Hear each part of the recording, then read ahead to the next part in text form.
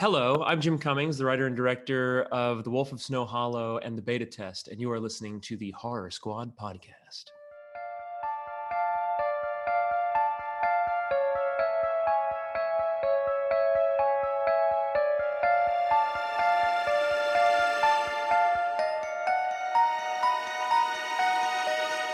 Hello, welcome back to the Horror Squad podcast, special episode number 200. Tonight we're talking about Steve and I's favorite horror movie, Dawn of the Dead, 1978. First time watch for Sam. I'm super excited to see what she says. However, if she doesn't like it, I may cry. And we got Joe rocking his cowboy hat still. Sam, awesome. Steve, thank you. Dawn of the Dead. That's it. What's up? I'm excited. And we have an interview with one of my favorite new directors, Joe. Yeah, we do. I had the pleasure of talking to Jim Cummings, which is Todd's new boyfriend. You horror fans will know him best. True, unabashed too, because he's a great artist. Yes, and also handsome man too. Yes, we also interviewed PJ McCabe as well. They got a new movie coming out that they co-wrote and directed called The Beta Test, which Steve and I will talk about during our What Watch segment tonight. But horror fans will know Jim Cummings best for The Wolf of Snow Hollow, which was a very popular critically and fan movie from last year that was pretty beloved by most. And also you'll know him best for Halloween Kills as a cop in the flashback scene that I don't want to give anything away, but he had quite a prominent role in that. And we went into detail about his role in Halloween Kills, and we talked some Snow Hollow, and we talked a lot of Beta Test, and even some of The Den, because PJ McCabe was in The Den for a small role. So for you found footage fans. I was talking to Sam about this, and Steve actually, it was one of my favorite interviews I've ever conducted. I conducted it alone. Unfortunately, Steve couldn't make it, but they were just two very great guests. And I highly recommend people sticking around for this one. I think everyone will really enjoy this one. Yeah, I actually edited the interview already, and I actually told Joe that before he talked about it. I'm like, look, I'm not gonna lie, this is probably one of our best interviews that we've done. They were just really cool, really into it. You could just feel the energy. Some of them you can feel more than others, and this is a good one, folks. So definitely stick to the end to listen to this one. You didn't ask my Thunder Road question, did you? I didn't. It was just bitch. It just you snooze, you lose, Todd. He did. It was 2 PM. I was at work. Act like you're in the bathroom taking a big old dump. There is a very brief mention of Thunder Road, though. He does mention it. I love that movie. It's a great movie for all the non-horror fans out there. I'm gonna have to watch it now. I think you like it because he goes. One thing I've noticed from his movies is he does the guy on the edge of a meltdown character pretty well, which I'm assuming he does as a new one too. And in Thunder Road, he's a cop and his mom dies, and he has this meltdown in the church. It's pretty good. But cool actor and cool director, man. I'm excited to listen. Yeah, break out the lotion, Todd, for this one then. Ooh, okay. Yeah, and I'm just gonna say, last week I think we teased that we might have a 50-50 shot at an interview specifically for this episode. Unfortunately, the person is busy, probably filming some stuff or doing conventions, but I think it will happen within, I'd say, the next month. So check it out. We got a really special interview with somebody that you guys would recognize. So I don't want to say the name, because these things do fall through. We have a question about that later, and we'll answer it honestly. But it's we got a good month. Let's just say a good month of interviews planned. So check it out. What are you guys up to? Happy 200th episode, by the way, everyone. 200. It's so crazy. Man, I feel like we did 100 not that long ago. I know. And it's just crazy to think that we're already at 200. So it's pretty wild. Yeah, it's pretty amazing. I think when Todd and I started this, I never expected it to go this long. Honestly, when we first started to, we were pretty unorganized and chaotic. We did not have any scheduling. I remember we would release every month, once a month, or once every 2 months. It was just all over the place. And I'm just so glad that we were able to, and our audio, obviously, listen back to episodes 76 until some of us got new mics. And it was just I listen back now and I kind of cringe. I'm oh my God, we sounded terrible. But yeah, I'm just so thankful that we were able to kind of right the ship. And I mean, I think, you know, the listeners seem to be really enjoying it. And yeah, I'm happy with where we're at right now. Yeah, as much fun as those early episodes were, I'm glad they don't exist because they were pretty rough for all the reasons you mentioned, plus others. How many episodes have we done as the Horror Squad now? Is it 100? 100 and like 10-ish, like 100, 110-ish? 109. Still, Yeah. that's still a lot too. Mm-hmm. Yeah, it's crazy. It's awesome. Yeah, Good well, job, everyone. happy 200th. I'm sure there'll be plenty more of these where they Should have came made from. a cake. Yeah, but actually there is one thing that we will do. We will have a hangout. It won't be like broadcast or anything, but we will do a hangout on Saturday, which is the day after this episode is released. To be part of the hangout, you have to be part of the Discord. So just shoot us a message to be part of the Discord. You know, there's no charge or anything. It's just like a free chat group kind of thing. And I'll post the Zoom link in there. And we'll just, you know, chat with the listeners and stuff. I'm actually going to put him at bat for once. You know, a lot of people like have told me, oh, trivia, I'm so good at it. It's easy when you listen to it. Right. I know that as a listener. Odd. But when you're like really like at, you know, under the gun and have to do it like on air, it's a lot tougher than it seems. So I'm going to have some trivia questions ready and I'll test the listeners a little bit. So you guys better make sure that Wi-Fi is working. Unmuted. Right. Yep. Better get that keyboard dusted off, ready to type fast. Yeah. I'm actually excited for you to run trivia with them. That's pretty good. Yeah, it's Time for them to step up. Right, just something fun to do. Yeah. I mean, I don't expect anything. It's just fun. Yeah. Before we get to questions, I just wanted to do a quick little rundown of Rhode Island Comic-Con. Yeah. So a big thanks to Rhode Island Comic-Con. They were very nice enough to give us a couple of press passes to the event. So shout out to them. But yeah, so I made the trek down to Providence, Rhode Island, which is about an hour from here, although it took me about 2 hours of traffic. Fun. But yeah, I mean, man, I went about 3 or 4 years ago, and it was like a disaster, honestly. Like mainly because of the guest list. I think this time or 3-4 years ago. No, like 3-4 years ago. Like it was the amount of people.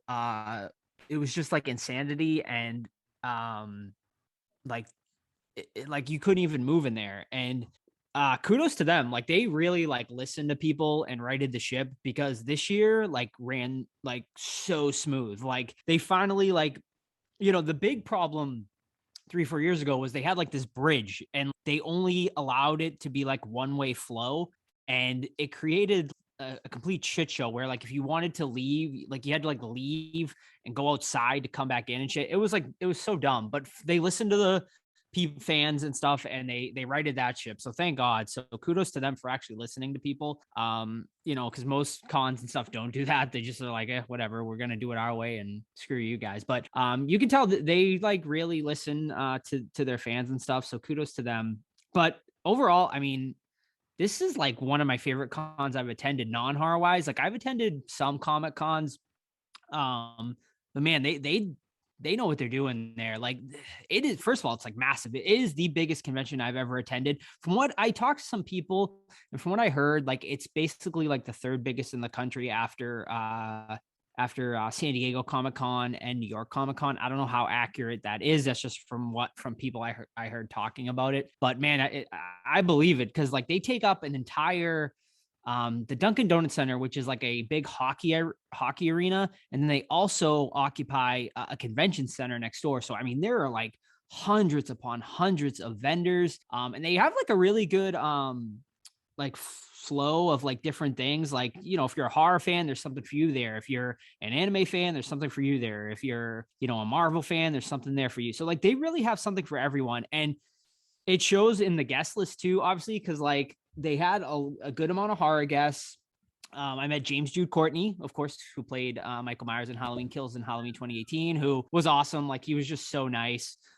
Super cool dude. You know, they had Tony Todd there. They had Matthew Lillard. They had Skeet Ulrich. They had Roger Jackson, who I met. I never had the chance to meet him before, so I was pretty excited to meet him. He was really cool. He did the Ghostface voice for me, which was pretty cool to hear in person. Yeah, and they had some other horror guests. And then, like, you know, the big draw was Kevin Smith was there with Jason Mewes too. So they had like a big Jay and Silent Bob thing, which, you know, his line was obviously massive. So I was talking to Sam. I was like, is it worth like $100 to go get a Tusk poster signed? But we both kind of were like, I know, I probably should have, but I would have been in line all day for him anyway. But like I said, it's a great con, and I'm not just saying that because they gave us passes or anything. I would go and pay to go back. Like, it's really well done. The amount of vendors was quite impressive, and I had a great time, and I was by myself, and I met a fellow listener, Missy, who a lot of you people know over on the Discord. Was super awesome to run into her and chat with her for a little bit. So that was great. So yeah, thank you to Rhode Island Comic Con. And we hope to be back next year. That's awesome. I miss cons, man. Like, I'm just jonesing for one. All right, you guys ready for some questions? Well, they opened the border. Come on down. Yeah, actually, they opened it today. So I'll be able to start going to stuff soon enough. As soon as they take out one crazy requirement, which I think will happen soon enough, it'll be free to go. What's that one? If to come back to Canada, I have to take a PCR COVID test, which is like $250 per person. Wow. Whoa. Yeah, that's as trying to get opposed that to tax money. Yeah, as opposed to it'd actually be your tax money, so no. Because trying to get more money. We'd have to take it in the US, right? Yeah, anyway, so once they take out that requirement and it's just like vaccination proof, I think I'll definitely make a trip down there. All right, so you can ask us questions on social media at the Horror Squad Podcast or on our Discord. Like I said, it's a great group of people in there. Cannot wait to talk to them and have a fun, just chill night celebrating 200 episodes. Because when it really comes down to it, 200 episodes, you know, of course, we're talking about how proud we are and everything, but it really comes down to how awesome our listeners are, because we definitely would not do it if it wasn't for all the great support that everyone has. You know, they spend 2+ hours a week, every week, listening to us, and we really, really, really appreciate it. So can't wait to talk to them. So first question is from Weezerface. She says, if you could have a celebrity guest join you for the whole episode, who would you want? And whose team would they be on for trivia? Devin Sawa on Sam's team in person. Oh. There you go. Yeah, I'll go with Devin Sawa. Oh, who do I want? Ooh, how about we pick someone that would be on our team only and think about like who could help you the most? I'm going Rob Zombie on my team because he's a huge horror fan. Mm-hmm. And Robbie. Oh, I like that. That's a good one. I'm doing Eli Roth because obviously. Also a good one. Dang. It's a great one. I'll go. That's the only way I would ever win. If we're going with people with horror knowledge, I'll go with Guillermo del Toro. Also, dang. We'd just be in the corner, not even talking. And they're just I know, not even. I have an answer. Shut up. I'm going to bring in a ringer and pick Joe Bob Briggs. Oh, yeah. That guy's like a professor too. Like, he's a smart dude. Yeah, smart dude, knows a lot about horror. I mean, he's a great guy. So, and all four would be great interviews too. Yeah, absolutely. For sure. But I think it would be a different, like, if it's like, who do you want on the podcast as an interview versus who you'd want for the whole episode? Yeah. Some people I think would be a great interview, but I don't know if they'd join in the hijinks, of the episode. Right. Like, so, yeah. But those are all great answers. I think the funnest person to have on for an entire episode, just like off the top of my head, I really think Tarantino would be great. And I think he would like join in like in the conversation. And he's a big horror fan. Yeah, he's crazy. Like, I've ever seen him do where they blindfold him and they take out a random like 80s VHS tape and read the back, and he knows exactly what it is. That's awesome. And these are like, I'm not talking like big titles. I'm talking super fucking obscure titles and shit. So the guy is crazy. Well, he definitely win taglines then. Yeah, right, exactly. Next series of questions from horror fan Ryan. What movie do you think has the best zombie effects? Ooh, tough one. Tough one. Are we going like best like looking zombies? Ooh, best looking zombie. I think so. Okay. for me, it would actually be Night of the Living Dead remake. I really like the way the zombies are in that one. And if you listen to the commentary, Tom Savini made sure to say, okay, this is a zombie. This is how he died. This is how we're gonna, do the makeup on him. And he went around that. Like, you even have the guy who's in the coffin, because it's his funeral, and he's like, he's got like kind of the full suit, but it's ripped up in the back like a real person in the coffin would, and it comes off, and you can see his sutures from his autopsy and shit. Like, I love his butt too. Yeah, I love the attention to detail. But I do want to give a shout out, because I know it's not a movie, but I think the best zombies anywhere is The Walking Dead. Fucking 11 seasons in, and Greg Nicotero does such an incredible job of keeping the zombies fresh and using like the environment around them, which would make sense for a zombie. Like, you saw charred zombies and waterlogged zombies and zombies that were like in a forest, so they have like growth on them. It's just incredible work. I think The Walking Dead has the best zombies of all, but for a movie, I'd say Night of the Living Dead remake. Yeah, I agree with you, Steve. I was gonna say what you will about the show, but the Walking Dead zombies look amazing, like absolutely top-notch stuff. Return of the Living Dead comes to mind. I love like a lot of the zombie makeup in that movie. I'll go with Day of the Dead. They're just great, man. And and the whole mine setting is awesome, and especially some like the best stuff with Dr. Frankenstein down there in his lab when they're just like on gurneys and rolling over and their stomachs are falling out. That's always super cool. And then Bub, of course.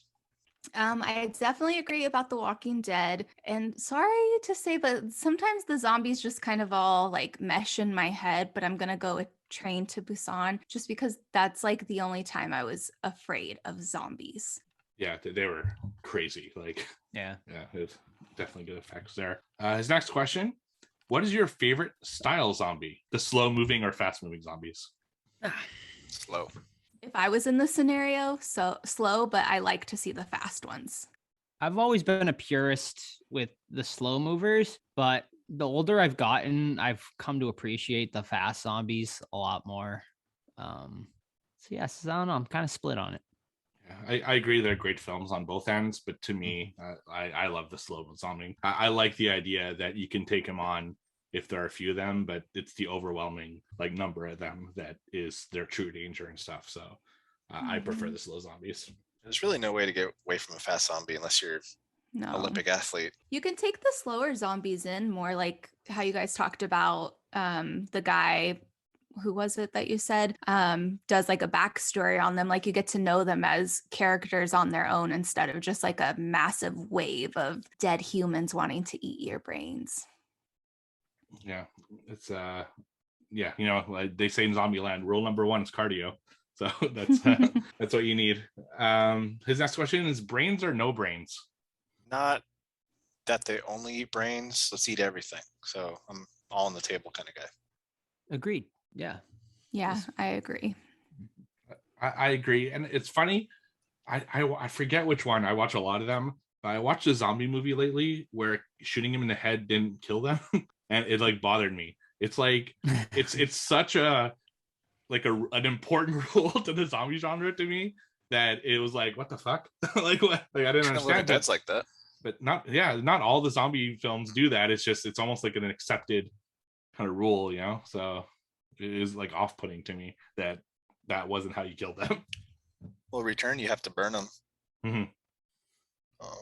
There's one called Gang of the Living Dead or something like that, where they were just shooting them. Like they didn't even have any rules. Shot them in the arm and they would die. Like you gotta be at least consistent a little bit. Right. No, exactly.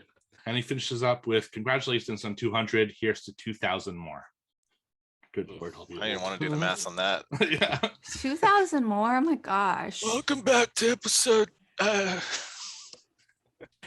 yeah, I'll talk about going through menopause on here. That's true life horror right there, ladies. Am I right? Thanks to this movie, I finally got my first boner in 3 years. And now a word from our sponsor, Deadly Depends. Oh, God. Deadly Depends. Next series of questions are from Truck, Captain Amazing 85. Now that we've reached 200, other than Joe's mom episode, which I think will hold the title for a long time, what's your favorite episode? That's a tough one. Yeah, I like our end of the year episodes and our 20s, like our 2010 to 2021, things like that, where we do the decades. Mm-hmm.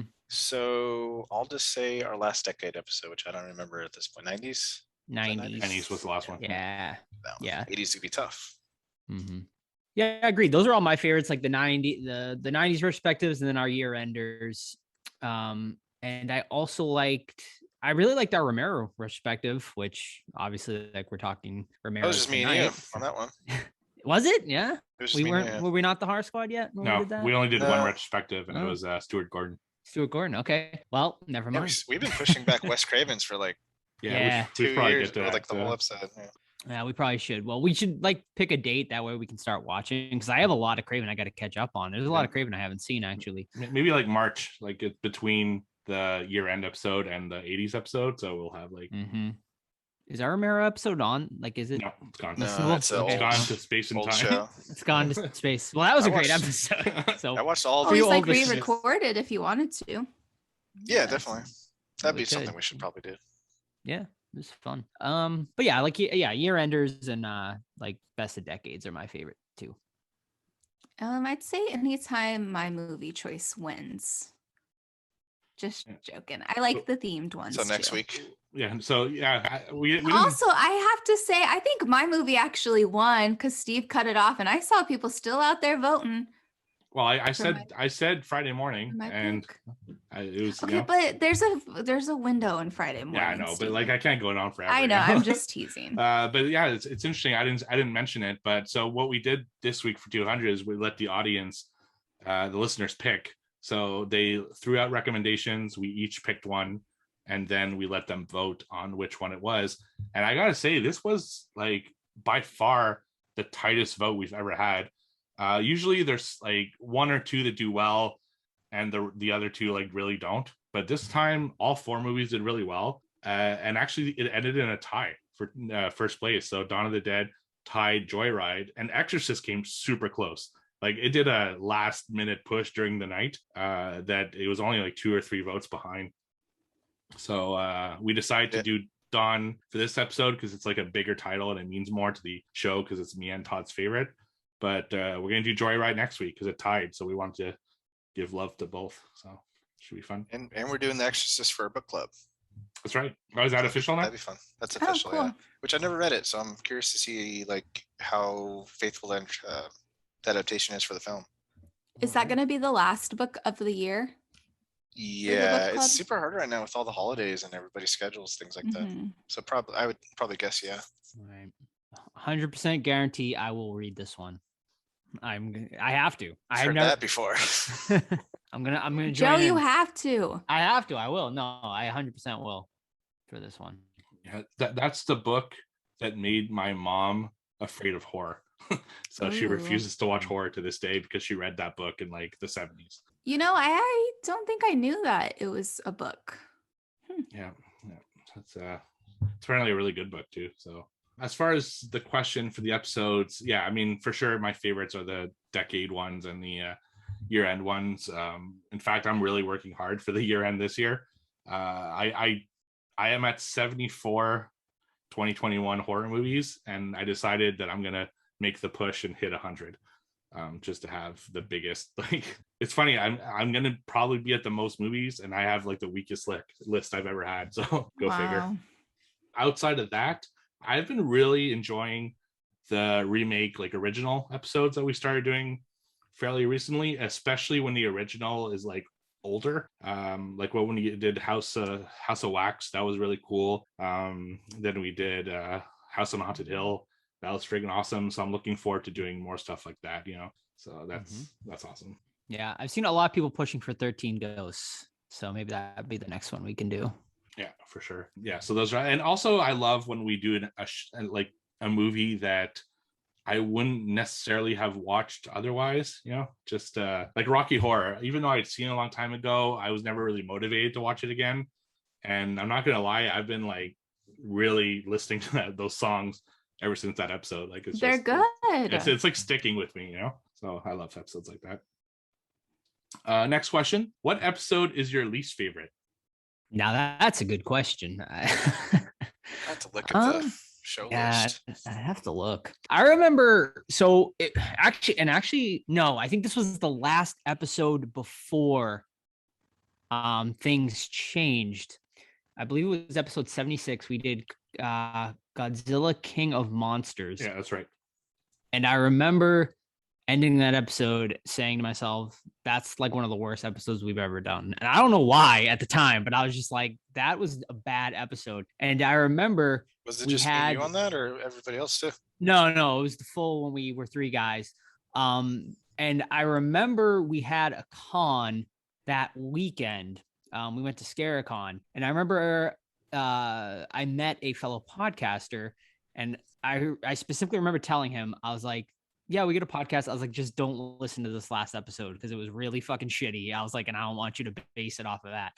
So that one immediately comes to mind. But someone else go. I'm gonna try to run through our list and see if I can figure out one like while we've been the horror squad. I'm looking at them. I mean, there's movies I don't like, but not necessarily don't like the episode. Because even with Halloween, me not liking it was still a really good discussion. Man, I can't think of something. It's a tough question. I always go back to this one. It's chapter 2, which was in the 90 somewhere, but that's because we're trying out something new where we want to like talk the movie point by point, but then we had interesting things to say, but we'd stop ourselves. We're like, oh no, we'll talk about that later in the episode, and it just killed the flow completely of that review. Agreed. And it kind of sucks because it was such a like important movie to completely like just botch that review. But that's just one of those learning, experiences. Really, other than that, I don't think we have like bad episodes. Nothing that I'm ashamed to put out. Of course, once in a while I'll be editing and I'll be like, okay, this one is not as high energy as it could be, or maybe I was expecting something different. Sometimes I get to the review and I just don't know what to say. It's just it was a good movie. I just don't know what to say about it. There's not much, I don't have much to say, and sometimes I'm fucking fired up. But I think that's the great thing about being 4 people, is that some episodes, like, I won't have much to say, but Todd's going to be fired up. And the other episodes, Sam's fired up and Joe's fired up. And it's just, there's always one of us who's usually really excited about it or really hating on the episode. And that kind of keeps it interesting all the time to me. I can't think of it. Yeah, I mean, that honestly, that It one is a really good example. And and I think we definitely learned. And since then, there's nothing really that comes to mind. I mean, I've enjoyed everything we've done, like episode wise. I wouldn't say there's like one specific one, but I know that we planned on doing this kind of format coming up soon, I think, but it's not my favorite. Like, I don't remember what we did it on, where we do a rundown of the whole season of a show that we watched. What did we do that on? Oh, I was gonna say I really like that.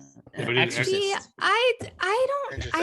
I kind of wish that we could do it each week, where it's like a segment and we just talk about that episode. Because I know maybe just me personally, like I don't know. I'm like, well, would someone listen to it after the season's already done with? And do you want to, like, my brain can't remember everything that I remember. Like with the Chucky season, that's what we were thinking of doing it on next. Like, I fucking love that show, and I could like talk about it so much each week, but I know when we do the full episode that I'm just going to be like, yeah, that was fun. Like, I'm just going to forget like little bits and pieces of it, but that's like if I'm nitpicking. That's a really good point, actually, because I'm the same way. Like, we watched Squid Game for our other podcast, and like I watched it, and then in 3 weeks before we reviewed it, I'm like, I don't remember a lot of like the cool stuff in the moment, Yeah, you're just not like hyped about it. Exactly.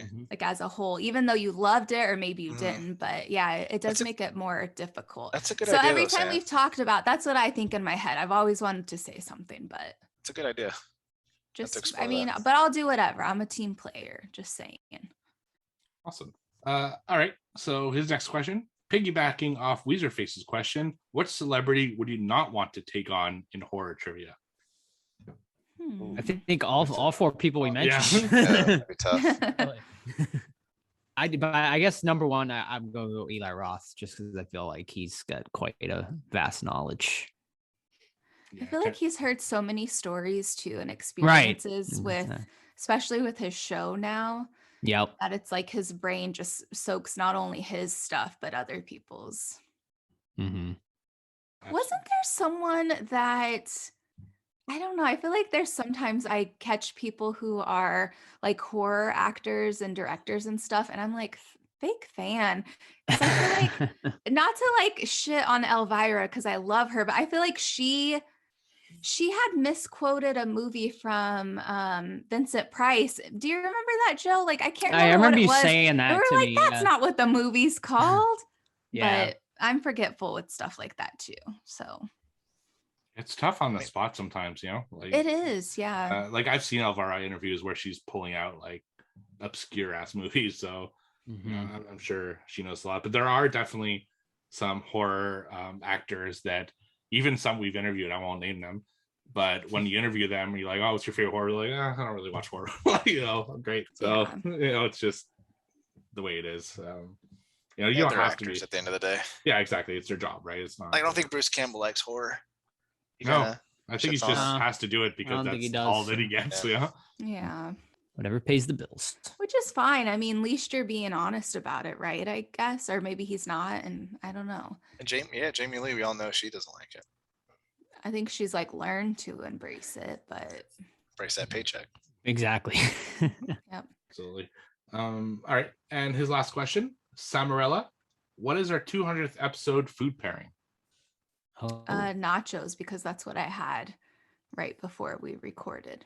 Were they Pringles with American cheese? Steve, don't fucking start with me. Steve is trying to start a fight, everyone listening. they have no idea what the hell we're talking about. So okay, I'll just, go ahead. Give him context. Okay. So the other day, Joe and we made breakfast, and I made biscuits and gravy. And then I also did like a few French fries. And so I was joking. And I was like, I'm going to send a picture of my fry with my white breakfast gravy to Steve and be like, is this, is it poutine? Yeah. Is this poutine? It's not poutine. It's not. What's poutine? Is that vagina? Yeah. It's just poutine. Poutine. Oh, okay. Well, does everyone else know that? Okay. So I sent him a photo and I was like, Steve, this is pretty much poutine, right? And he's like, no. I'm like, yes, it is. It's a fry and a gravy. Just joking. So then Steve comes back to me with an example, and he said, you can tell them your nacho reference. Yeah. So I told him, if you take Pringles, put slices of American cheese on it, and sprinkle a little bit of beef, are those considered nachos? And I said, all right, I get the point. Right, exactly. Like poutine because they're not. Is a very specific combo of things. It's fries, cheese curds, and brown gravy. Like that's poutine. That's all it is. So if it's not those three ingredients, it's just not poutine. Are the cheese curds melted, or is it like cold cheese curds? So you put them on cold, and the gravy usually melts it. Can it be any cheese, like American, or is it cheddar? No, it's a specific type of cheese. I forget the exact cheese, but because when you put it in your mouth like cold, it like squeaks in your teeth. I'll have to, it's like a really specific like type of cheese that you need to do with. So we just call them cheese curds here, so I'm not sure. Interesting. Mm-hmm. That is interesting. Yeah, but anyway, it is what it is. I had poutine today because of that. Like I went to Costco and I'm like, I gotta have a poutine just for the 200th episode. Oh, I love it. Nice. Yeah. And I tell my mom I ate vegetarian today. Hey, not wrong. No, not vegan, vegetarian, because it's cheese. So, All right. Next question from Odd Job versus 007. Looking back, what are some things you guys wished you could have done differently? Wow. Nothing from the current age, personally. I wish we probably righted our audio quicker, probably from the beginning. But I mean, we righted that ship finally. And also Joe getting a new laptop, which will be within the next week because Black Friday's coming. So he's doing it, people. So, I mean, I don't think that really affects the quality of the show on a listener end, but it affects you guys. So yeah. I mean, does the quality sound okay though? Because I can't listen to the episodes. I can't hear myself talk. It's fine. Like you said, it's not the quality that's a problem. is that suddenly Joe will like disappear from the episode and we gotta wait and stuff like that. But listeners don't know that because I edit that out. And sometimes I'm like really proud of my editing. Like there was something last week where I cut together a sentence that was really 3 minutes, but only came out as 20 seconds. But it's like cut into 4 pieces, but it sounds just like one flowing. Was it Joe's sentence or mine? It was yours. It was one of yours, actually. Damn, I told you, like, bitch, just shut the fuck up. You talk too much. No, it's because you said something that I felt maybe shouldn't be in the episode. I always look out for you guys, like when I hear something. Good work. Sometimes I always wonder, like, I just lay in bed and I'm like, was I too bitchy? Was I like too bitchy towards Joe or towards Todd? Like, does Steve know that I appreciate him enough? Like, did I say something that someone's going to be mad about? You worry too much. I know. Yeah, it's pretty rare. I do it on this show. Can I make a suggestion about the food pairing? Yeah, absolutely. I mean, we're in the mall. Hot dog on a stick. Love it. Oh, hell yeah, Todd. Okay. I haven't had a hot dog on a stick in forever. A hot dog on a stick with crinkle fries. Okay, I one feel like second. that's a mall. What the hell is hot dog on a stick? It's a corn dog. Corn dog. Okay. I've never heard. We call them pogos here. I like that better. Yeah. It's just the franchise called Hot Dog on a Stick. All right. I thought it was some crazy fucking shit. Lemonade. Lemonade, hell yeah. Or like, what's the ultimate mall food to me is like a pretzel, because like every fucking mall has those pretzel stands. Yeah, or a Cinnabon. Yeah. Cinnabon, and then like the pretzels with the powdered sugar and stuff on them. Those are excellent. excellent. Oh yeah. Yes. What about like? Did you guys ever have like? What was it called? I think it's Jamba Juice now, but it was called something else like in the 90s. And everyone thought you were being so healthy, but it's literally just like a smoothie place. Something like that. Yeah. Here they call it booster juice here in Canada. Oh. Which is probably the same equivalent. Mm-hmm. Mm-hmm. Every mall has a Chinese food restaurant like place too, like in the mall food Chinese food is good. It is. Yeah. It is. Oh, yeah. I would disagree. I mean, it does depend because there's a mall in the next town over that I don't know, it might be what's the raw seafood? It's like a seafood place, and I'm like, nope. And there's not even a food court. Like, I'm like, what are you doing here? Yeah, like one of the mall me and Sam go to has a sushi place, and I was like, man, if you're getting sushi in a mall food court, it's just one step up from the gas station sushi. Right. Oh shit, is there gas station sushi? Oh, I've seen it. Yeah, I've seen it. Wow. Mm-hmm. All right. So the question was, what do you guys wish you could have done differently on the show? Nothing. I wish I could do some interviews, but we get more interviews because we schedule them on their time, normal working business hours. So usually Joe and Steve take them over. Yeah, between Joe and I, we usually can cover it. So because we work on different shifts, so it's perfect. For me, it's exactly what Joe said. I wish we ditched Skype. I wish we ditched Skype a lot sooner and went on something else because the sound is so much better on Zoom, which is what we record on now. And yeah, buying a mic, like it wasn't even that expensive, and it made such a fucking huge difference in the sound. Like it's incredible how much better we sound since we got mics. So those are the two things. I just wish I didn't procrastinate on things like that. Yeah. Like even like the Discord. I opened the Discord probably 6 months before we actually released it. It's just out of pure, like I didn't feel like looking into it and see how it worked. Just stuff like that. I wish I just did stuff quicker, I guess. I wish I had a soundboard that I can use. That'd be fun. Yeah. A little like slide whistle. Fart noises. Sound bites of like you guys that I would put in whenever I felt necessary. Oh, okay. You can just put in your whistle instead of actually whistling. Yeah, right. Next question. What things would you like to add to the show in the future? New segments or leave perfection alone? Nudity, for being honest. Nudity. Who said perfection? That's so sweet. That's Cody. Cody, the handsome nudity. man. Let's go, Steve, Todd, and Joe. Pop them shirts off, boys. I want Joe only in the cowboy hat. Naked cowboy. I like it. Cowboy, there you go. Does he still do stuff? I think he does. He does. Yeah. Wow. It's like he's been doing it for like 30 years now. Yeah. Wow, good for him. Well, Sam wants a soundboard, so we got to make that happen. Apparently. I think it'd be fun. Yeah. We actually, we there's talk about like doing a segment or bringing back something, but we'll keep that quiet for now until we get confirmation. On my end, I want to do more with the YouTube channel. Like, I think people forget we even have that. Yeah. I'm like this, like the lone person who like thinks about that damn channel. And one idea I have, and let's see what you guys think. Let me know, in the Discord or whatever, what you guys think. I was thinking of doing like a sideshow called the Horror Squad Podcast Sideshow, where we interview like people that do stuff in horror, like authors, makers, people weren't necessarily like in the films, and just do like quick interviews with them and just put them on YouTube. Because there are a lot of really interesting horror fans and people who do really cool things in horror, but I just don't think works well for the main show. So I was thinking of doing kind of a side show interview type thing on that, because there are so many vendors I'd like to just have horror chats with and to promote and stuff like that. So that's an idea I have for something I like to do maybe in 2022. So my real answer is that I think we should, or I would like to figure out a new way to play games like trivia.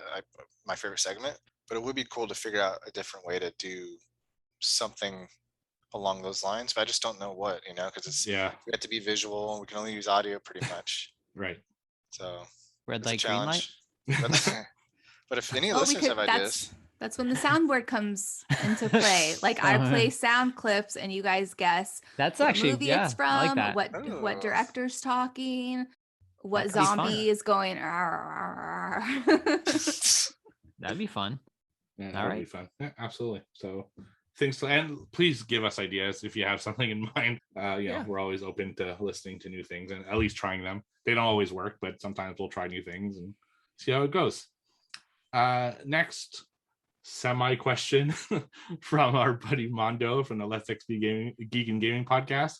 Happy 200th episode. I look forward to the possibility of also celebrating something this big someday. 1, Joe, you're a handsome bastard. Thank 2, you. Sam, I needed to make nachos during an episode. So speaking of the YouTube channel, I just want you at horror nachos episode. There you go. He says 3, Steve, I need more stories. And 4, Todd, I've got nothing. I saw that on Discord. I saw that. I let my feelings get hurt this time, Mondo. Nice try. I need Todd in a live stream. Can I get that for 2022, Todder? We got Todd in the live stream last time. Todd was on the last one. See? Yeah, 1 out of now 500. Sam's gonna think about that tonight when she's laying in bed. Was I just don't like live. I don't like live streams. Why? I don't know. It's just like I feel like you kind of have to perform, Like with these, we can, if something's wrong, we can backtrack and stuff like that. Yeah. I don't know. There's the blue pill for that, Todd. So it's a blue pill for that. Oh, no, I do Roman. It's in a discreet. Steve usually will drive the boat, so you just get to chill. I know. I just don't like social stuff like that. I don't know. We won't put you in a bad situation. All right. Just fast forward, you're like, take your dick out. No, take it out, Todd. I don't want it. All right. Well, I wouldn't put you in a bad situation. Next series of questions is from our buddy Eric. Congratulations on 200 episodes as the squad. I'm proud to be a day one listener and love you all. Yeah, he's been there. Like, he's an OG. We know him from our YouTube days. Eric. So awesome he's guy. The best. What has been your favorite discussion on the pod so far? Not necessarily your favorite movie, but one that has sparked the best discussion around it. Yeah. I mean, we've done some great, like, any movie that usually has like any sort of social commentary always makes for like really good discussions. The last one I think that sparked that was, well, Saint Maud comes to mind because I remember we had a pretty good discussion about that, but I feel like there was something else more recently that sparked something pretty good with us. Malignant, I thought, was actually a really great discussion too. Seven was great most recently. Yeah. I appreciated that I was allowed to not like Halloween Kills because it's when you don't agree with like the majority, like sometimes you get shit on, and it's nice to be able to have a voice where it's not like like, fuck you didn't like that movie, blah blah blah. That was good. Mm-hmm. So it's always nice to have like you can actually have your own opinion and not get shit on. So now like listeners, that we don't all agree on it just because we have to. Mm-hmm. My favorite discussion has been realizing that Jason was born in the 1400s. The 40s. Same thing. I'm like, for movies, it's definitely the ones, to me, it's the ones that have like an open interpretation of what the movie is, Vivarium, the platform, stuff like that. Yeah. But I do love when we go into these random discussions about things that have nothing to do with horror sometimes. Like last week we had a good 5 minutes about To Catch a Predator for really no reason, just we enjoy it. We just talked about it, and you guys were talking about doing your own To Catch a Predator like one night while you guys were drunk, and just such random like stuff like that just makes me laugh when we go on these weird tangents that have really nothing to do with anything. It's just we're passionate about other things outside of horror, so it's fun to once in a while kind of take the horror hat off, just talk something quickly and then put it back on. Even Sam unfortunately wasn't on an episode, but when we talked about Tiger King, as fucked up of a situation that was, it was a fun discussion because it was also a crazy time in our lives. That was like right at the beginning of the pandemic, and everyone had seen it. So just stuff like that. I really like when we go through small tangents that I do too, and like the personal stories, the little side stories, because it's fun learning more about people. Oh yeah, we learn all sorts of weird shit about each other. It's like stuff you would never know. Is last question, who's the biggest name that you've been close to landing an interview with? It's got to be John Rhys Davies, right? Gimli from probably. I mean, I would think so. We were very close to getting James Jude Courtney as well, and then we got ghosted by his agent or publicist, whoever it was. So yeah, they're the two biggest ones that I can think of anyway. Yeah, like we've reached out to people who either flat out said no or just never answered, but that came like semi close to happening. Like John Rhys Davies was actually really close. The reason that we couldn't get him is that it was early in the pandemic, and so he couldn't have like his publicist or his agent with him, and he didn't know how to work Zoom. So that was really the only reason that we couldn't get him, is because he didn't know how to work Zoom on his own. I get it. Technology is like, he's not the youngest guy, so it's too bad. It would have been that would have been for Grizzly too, the first episode of this year. But that's things like that happen. That's why we don't like to name the people until they're done, like in the can done, because things just happen, that are out of our control. We like reached out for Kane Hodder, and like his agent was just like, no. All right, bye. Yeah, some agents put these weird like things that you have to meet to get an interview with people. Like you need 5,000 Instagram followers to be able to interview with us. Like that doesn't make sense to me. That's like saying, hey, what restaurant do you recommend? Well, not that one. They don't have a big Instagram following. Like it makes no sense. Like they should check our podcasting numbers, not the fucking Instagram. Anyway, just buy bots at that point. Exactly. It's easy. Totally. Yeah. It's ridiculous. But anyway, it is what it is. That's the way the cookie crumbles. Yeah. It's like you see, like that's like a perfect example, like YouTube and stuff. Like there are people who okay, like I have 500,000 subscribers, and then you look at their videos and they have like 100 views, and you're like, okay, well, they're all fucking robots. So like, it's not just about the amount of people, it's actually who's listening. But I digress. Exactly. But thank you everyone for the questions. We really, really appreciate it when you send us questions every single week. We could not do this segment without you. So hats off to all of you. Really, really appreciate it. Yes. Thank you. And now, thank you, people. You know it. I know it. Ooh, we love it. Happens every single week. Gotta have it. We gotta have it. My coffee maker broke. You've heard it for 120 episodes now. And we will see how the other 3 squad members, how well they know our sponsor, Deadly Grounds Coffee. Everyone thinks because you're a zombie, you don't know good coffee. Well, they're wrong. There's only one brew that gets my seal of approval. Deadly Grounds Coffee is my guilty pleasure. The aroma is so intoxicating. It brings all of my neighbors out of the woodwork. Deadly Grounds Coffee. Coffee to die for and zombie approved. It's good to get a little deadly. Use the front door! Oh, they're so disgusting. right, what watched? Yeah, let's do it. I'll lead it off. All right, so based on Joe and Sam's recommendation of Old, M. Night Shyamalan's last week, they watched it, and so did I. Yeah, so the setup of this, basically, this family's on a vacation. They go to this private beach that they cannot get away from. If they try to go back the way they came, their head starts fucking pounding, and they pass out, and they end up back on the beach. And then they realize that they're all aging incredibly fast. So like a day for them is their lifetime. I had a lot of issues with the acting with this one. Like I struggled with liking it, and I think it has to do with mostly that.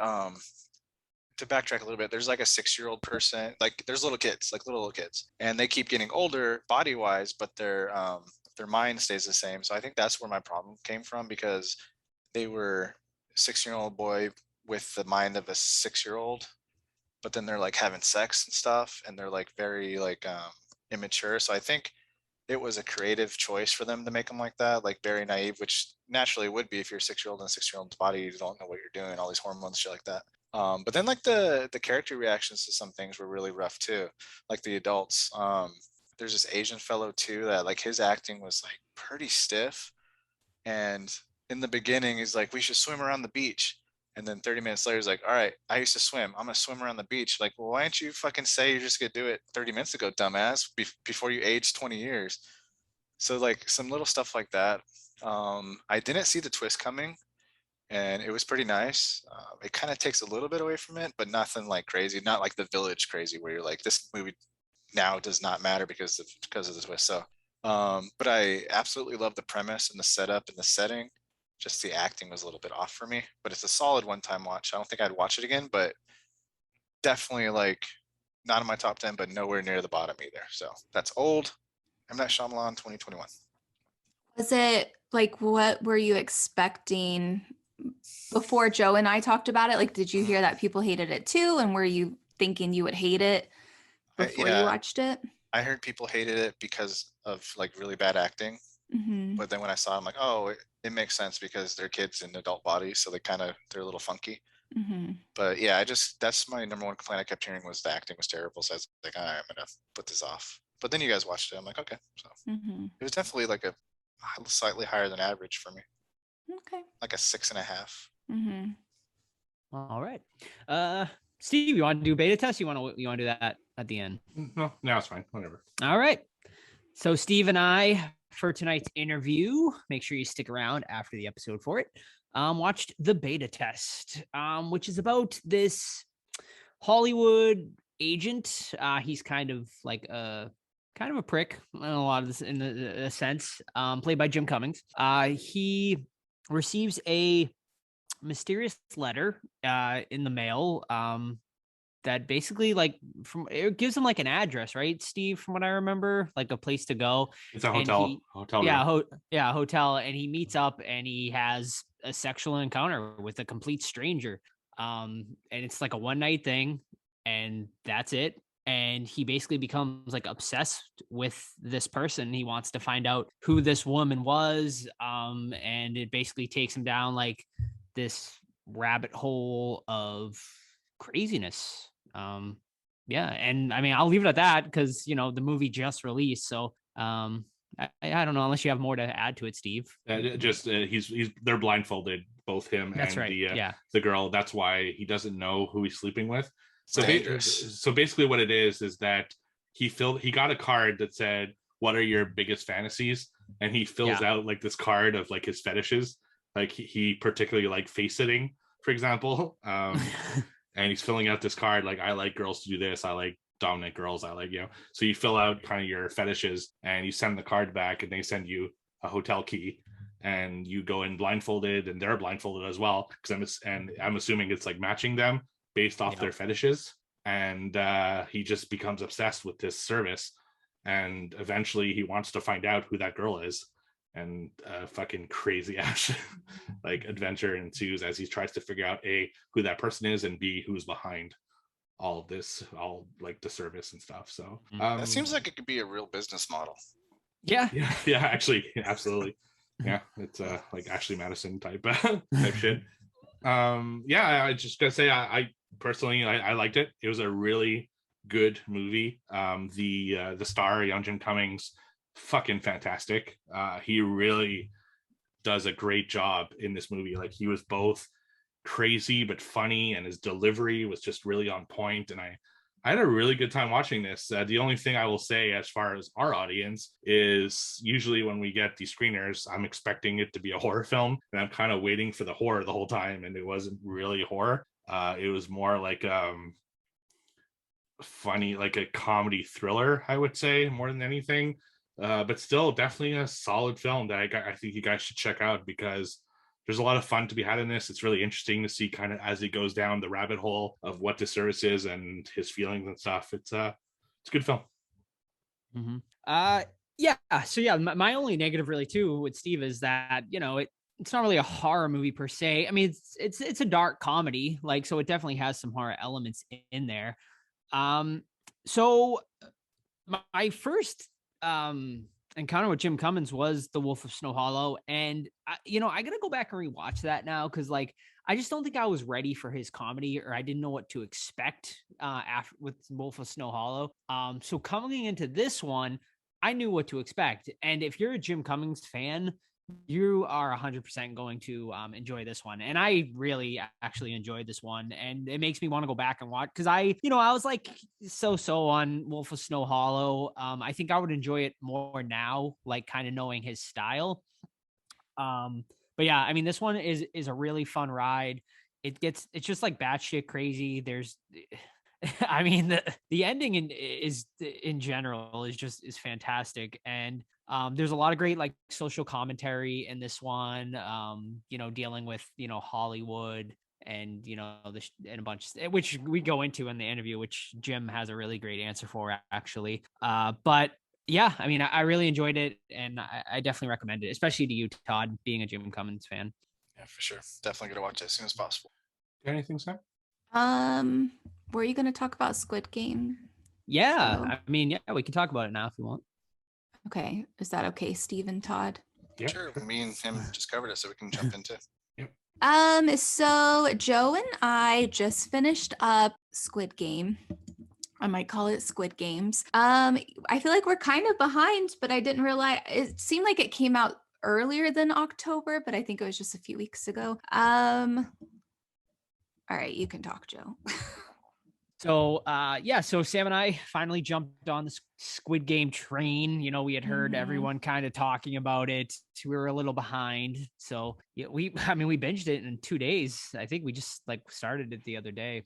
And yeah, I mean, if you don't know about what Squid Game's about, basically it's about like this group of like 400 plus people all get put into this crazy situation where in order to win money, they have to play essentially children's games. But what they come to find out is if you fail these games, you die. And I mean, that's like a very quick synopsis of it. I mean, there's a lot more involved, but I mean, overall, I really enjoyed this show, like, a lot. I mean, I had some issues with it. Particularly, I hated the VIP characters. For those of you who have seen it, I thought they were just Terrible acting. Yeah, So bad. I thought they were just 69. I thought they were just absolutely terrible in this and completely unnecessary and unneeded. I was telling Sam, I was like, just make them silent characters and it's fine. Like it but over everything else I loved about this show. The acting throughout is fantastic, especially by our main character there. All the games they play are great. And yeah, I mean, I was enthralled pretty much the whole time. I mean, I definitely did have some issues other than the VIP characters. I did not like the side story with the cop. I found that was kind of boring for the most part. I understand why they did it, but I was bored for the most part with that one. And I had some issues with the ending, but overall, a great show, and I definitely recommend it. I recommend it. I recommend it as well. I thought the acting was really, really good. I liked the story writing. I agree with Joe that I did not like the VIP men that they tried to like bring into our world. No one really cares about them. I was really sad with the marble game. I was so sad. I cried a few times. The main character is like my absolute favorite. He's such an amazing actor and he's so handsome. The ending I'm not mad about. But yeah, what did you guys think, Steve and Todd? We basically agree with everything that you said. Like, that's pretty much a quick summary of the review we did on our podcast. It's just like, I personally really liked it. I thought the first 5 episodes like took a long time. Like, there's a point where they leave the games, and that really kind of hurt the flow of the series, in my opinion.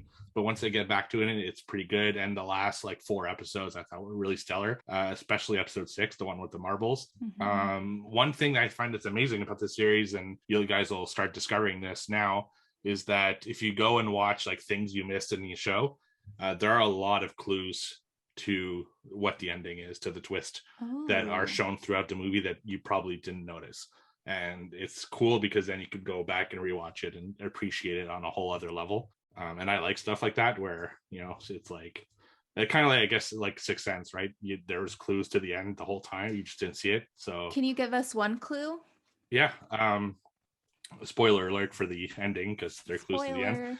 But at one point, the cop character goes into like the archives, and he opens the book of the different years, and he opens the book of that year's Squid Game. And when he opens it, it's the first page is number 2. There's no number 1, because number 1 was never actually part of the game, so he didn't count. And another one was when the old man was doing red light, green light, when you saw the targeting, you know, from the girl there, he wasn't targeted, and the people near him sometimes would move and they were shot, because he had like a zone where if they're in that zone, they're not going to get shot because it's going to risk hurting him. So just little like things like that. Do you think, because Joe and I were talking, because I was like, well, I don't think he was really, like, he was playing the game, but I was like, well, maybe he really wasn't. But then Joe was like, well, he would have died on the tug of war game if they didn't win. And I'm like, well, he knew the strategy. But then there was also another thing where he could have actually died. And so I was like, oh, he couldn't. He was actually not tied to the rope. So when there's no locks on him. There's no lock. So when they fall to the ground after having won, they pan the shot of everyone like tired on the ground, and his locks are already off. It's oh my God, I love it. Yeah. So there's just things like that throughout the whole series that point to the end, which is really cool. Wow. So is there going to be another season? The creator said he didn't have any plans for it, but I'm assuming American producers will want to. So, but how do you feel about the ending? Because like, really, if it's kind of kooky. If there's not a second season, like, it's like he's still like a shitty father, because like he doesn't get on the plane to see his daughter. Maybe he's addicted to the games now. Like, he didn't really you're a selfish prick. Like, shitty father with I mean, he's been like that since day one. We knew. Right, but I mean, well, you thought he was going to change his life and be better, like getting on that plane. I think the show should have ended with him getting on the plane and not giving a fuck about the Squid Game. Well, I get that, but I mean, you got to think like his kid was already in a good situation with the mom and her stepdad, whereas at least he took care of his friend's mom and the girl's younger brother, right? Like, he got them situated. So he's not a terrible guy. I think he just knew that his daughter was probably better off without him. Right. Or maybe he's addicted to the games. He's addicted to I don't know. I thought of an idea for season 2 that I would do. I don't know. I don't think they'll do this, but you know, he wants to go after the Squid Games, but then finds out that someone in his daughter's life in America is doing the American version of Squid Game, and he wants to stop it. So then you get a totally different perspective on Squid Game with different games and like the American perspective, but still like keep the same series going at the same time. Yeah. The American perspective almost ruined the show, like with this one. So with but that's just from their characters. Yeah, that's just from them. But the actual like Squid Game people, right? Even those guys said, the Koreans do it the best. So there's multiple countries with multiple games. Exactly. So I think that'd be cool to explore like the different countries' version of Squid Game with what games they would do, you know. Wow. Red If you guys Rover, were in Red this, Rover. I called if you it. were in, ooh, that's a great game. If you were in the situation where he was with the marbles, would you have lied to your partner and said Yes. yeah. You gotta win at that point, right? Or you die. So there's no like moral compass at that point. Yeah. The one with his wife, though, that would have been the hardest one. That's you know, like, fucked up. That was a that's great where, twist. Yeah. You're playing against each other. Oh fuck. Right. Yeah. Yeah. It's a great show. But yeah, if you cut that cop investigation out completely, nothing changes. Yeah. But I did like the behind the scenes stuff. Like that stuff was cool, but you had to like, really, this guy is brand new to this like militaristic society and he's sneaking around perfectly. All right. Right. But yeah. Mm-hmm. So then the guy in the all black, do you think he will take place of the old man? I think so. I think that's, yeah. Did he play the Squid Game and then He did. now he works won. in it? Mhm. Okay. Why do you think he did that? It's I guess it's like Amanda and Saw, right? Like you grow an appreciation for it, almost like you understand the message better than anyone. Mhm. And yeah, so that's an interesting topic they could cover as well. Yep.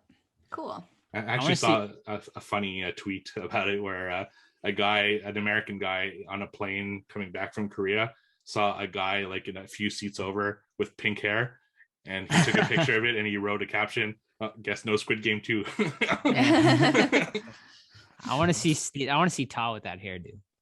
Get a rocket. Maybe for Halloween next year. Oh, I like it. Mm-hmm. Awesome. All right. So I decided that I'm going to do 100 2021 horror movies. So it'll probably be 2021 movies for the rest of the year for me. First one is over on Netflix and it's called Night Teeth. In this one, it's a what's it called? Night Thief? Night Teeth. Like teeth, like teeth. Got it. Okay. So there's this guy, he's a vampire hunter and he has to hunt vampires one night, but he also runs a like private driving service for high profile clients, but he's unable to like do that job that one night. So his little brother fills in for him, not really knowing what he's doing. So he goes on and picks up these two girls that want to go club hopping and like to different parties throughout the night, and they give him specific instructions that they have to hit every single party before dawn. So that's what happens, and they go to the parties, and then he starts noticing shit, and it turns out that they're two vampires that are in a vampire war, and they're like trying to take out other vampires in their turf. And they work for Theon Greyjoy. I forget what his real name is. He's like the head vampire trying to kill the other vampires, and Alfie Allen, that's right. And it just becomes like this whole vampire war, and this kid is kind of stuck in the middle with it, and he's also trying to protect his brother because he's like the main vampire hunter and he wants to kind of help him but also not get him killed, and it becomes this whole thing. And it's a decent film. You know, I didn't hate it. I thought it was lacking a little bit of like heart. There just were a lot of scenes where it's just them partying and kind of pointlessly. But I thought the acting was solid. I thought the story like kept me interesting throughout. And I think it's a decent film to check out for 2021. It's not like in my top 10 or anything, but I think it's one of the better, like outside of the top 10 movies I've seen this year. So that's Night Teeth over on Netflix. All right, nothing else for me except I did actually start the Outsider miniseries from HBO since I read the book a couple months ago, and through 2 episodes so far. So far, so good. Excellent acting. It's nice seeing Ben what's his last name? Middleton, I think. Not be not a bad guy for once. Not a villain. Yeah. He's a detective, and he's excellent, man. He's got some acting chops that I didn't notice he had until now. So Outsider, eager to see where it goes, even though I read the books, I already know, but the TV version is pretty good. Is there anything else, Joe? No, that's it for this week. All right, I got one more. I got plenty more, but I'm only getting 2. So next one, still a 2021 film. This one I watched over on Amazon Prime, and that's The Unholy. So this one stars Jeffrey Dean Morgan, known mostly for being the comedian and Watchmen and Negan on The Walking Dead. He's a journalist, and he does sensational stories for like The Inquirer, like especially like kind of paranormal stories and stuff like that. But he's disgraced because he had like completely invented some and was kind of shunned by the community. So he hears of a girl that might have like some kind of religious power in some small town. So he goes over there, and this hearing impaired girl is like thinking that she's speaking to the Virgin Mary, and all of a sudden she starts like talking and hearing stuff, and he witnesses like miracles right in front of his eyes. That place becomes like a beacon for all sorts of religious people. The Vatican's involved. All these like high profile priests and stuff come in, and a bunch of stuff happens, and it just becomes a story of, is she actually speaking to the Virgin Mary, or is it a demon? And he's helping out the little girl and the priests of that town, trying to figure things out before the story becomes too big and that people flock there, and the demon or whatever starts mass possessing people and kind of threatening different people's lives and stuff. I fucking love Jeffrey Dean Morgan. He's just such a fun actor to watch. I think also the story is decent, but I also really love religious themed films, especially when it comes to like Catholics and Christians, because they have such a interesting relationship and history with their stories and stuff. And I really liked the whole like Virgin Mary thing, kind of a Fatima type situation. So I was really interested in all that. What kills this movie and really kills it is the CGI. It is fucking awful. Like, it completely ruins this movie. And if it wasn't for that, I would have thought this was a really solid film. But the CGI is so bad and so overused that it just completely took me out of the film. So it's really a run-of-the-mill kind of midway film for 2021. Still worth a one-time watch, I would say, but nothing I'd go out of my way to check out. So that's The Unholy over on Amazon Prime. Trivia time. Get those trivia questions out, peeps. Today is game number 43. I am in the lead with 105. Steve right behind me, 103. Joe right behind him, 100. Sam, 68. I think we should make an additional bet of who's gonna win. Like bet money on the person? Yeah. Oh. We're all gonna bet on ourselves, I would hope. Not me. We should have the Discord. Like, what about the 60-point question? Can you imagine? That suck. That's how I'm playing Mario Party with my wife these days. And that's how exactly what Mario Party's like. You win the whole fucking game. You get to the end and they give bullshit stars at the end, and then ends up like destroying me. It's like, God damn it. What are you playing on, Steve? Nintendo Switch. Keep telling Joe she needs to get Sam a Nintendo Switch. Mm-hmm. Me and Sam would love that. The only thing I have is a Super NES. Yeah, we play Mario Kart sometimes. So that's what else can you play on Switch? Everything. If you get Switch Online, which is like $30 a year, you get Super Nintendo games, Nintendo N64, like Genesis. There's a bunch of shit. Oh wow. N64 is my jam. See, Sam kicks my ass in Super Nintendo, and then I kick her ass in Nintendo 64. Yeah. So, yeah, it's the joystick I can't do. I agree. I fucking hate it. You guys have a lot of fun with one. You should get one.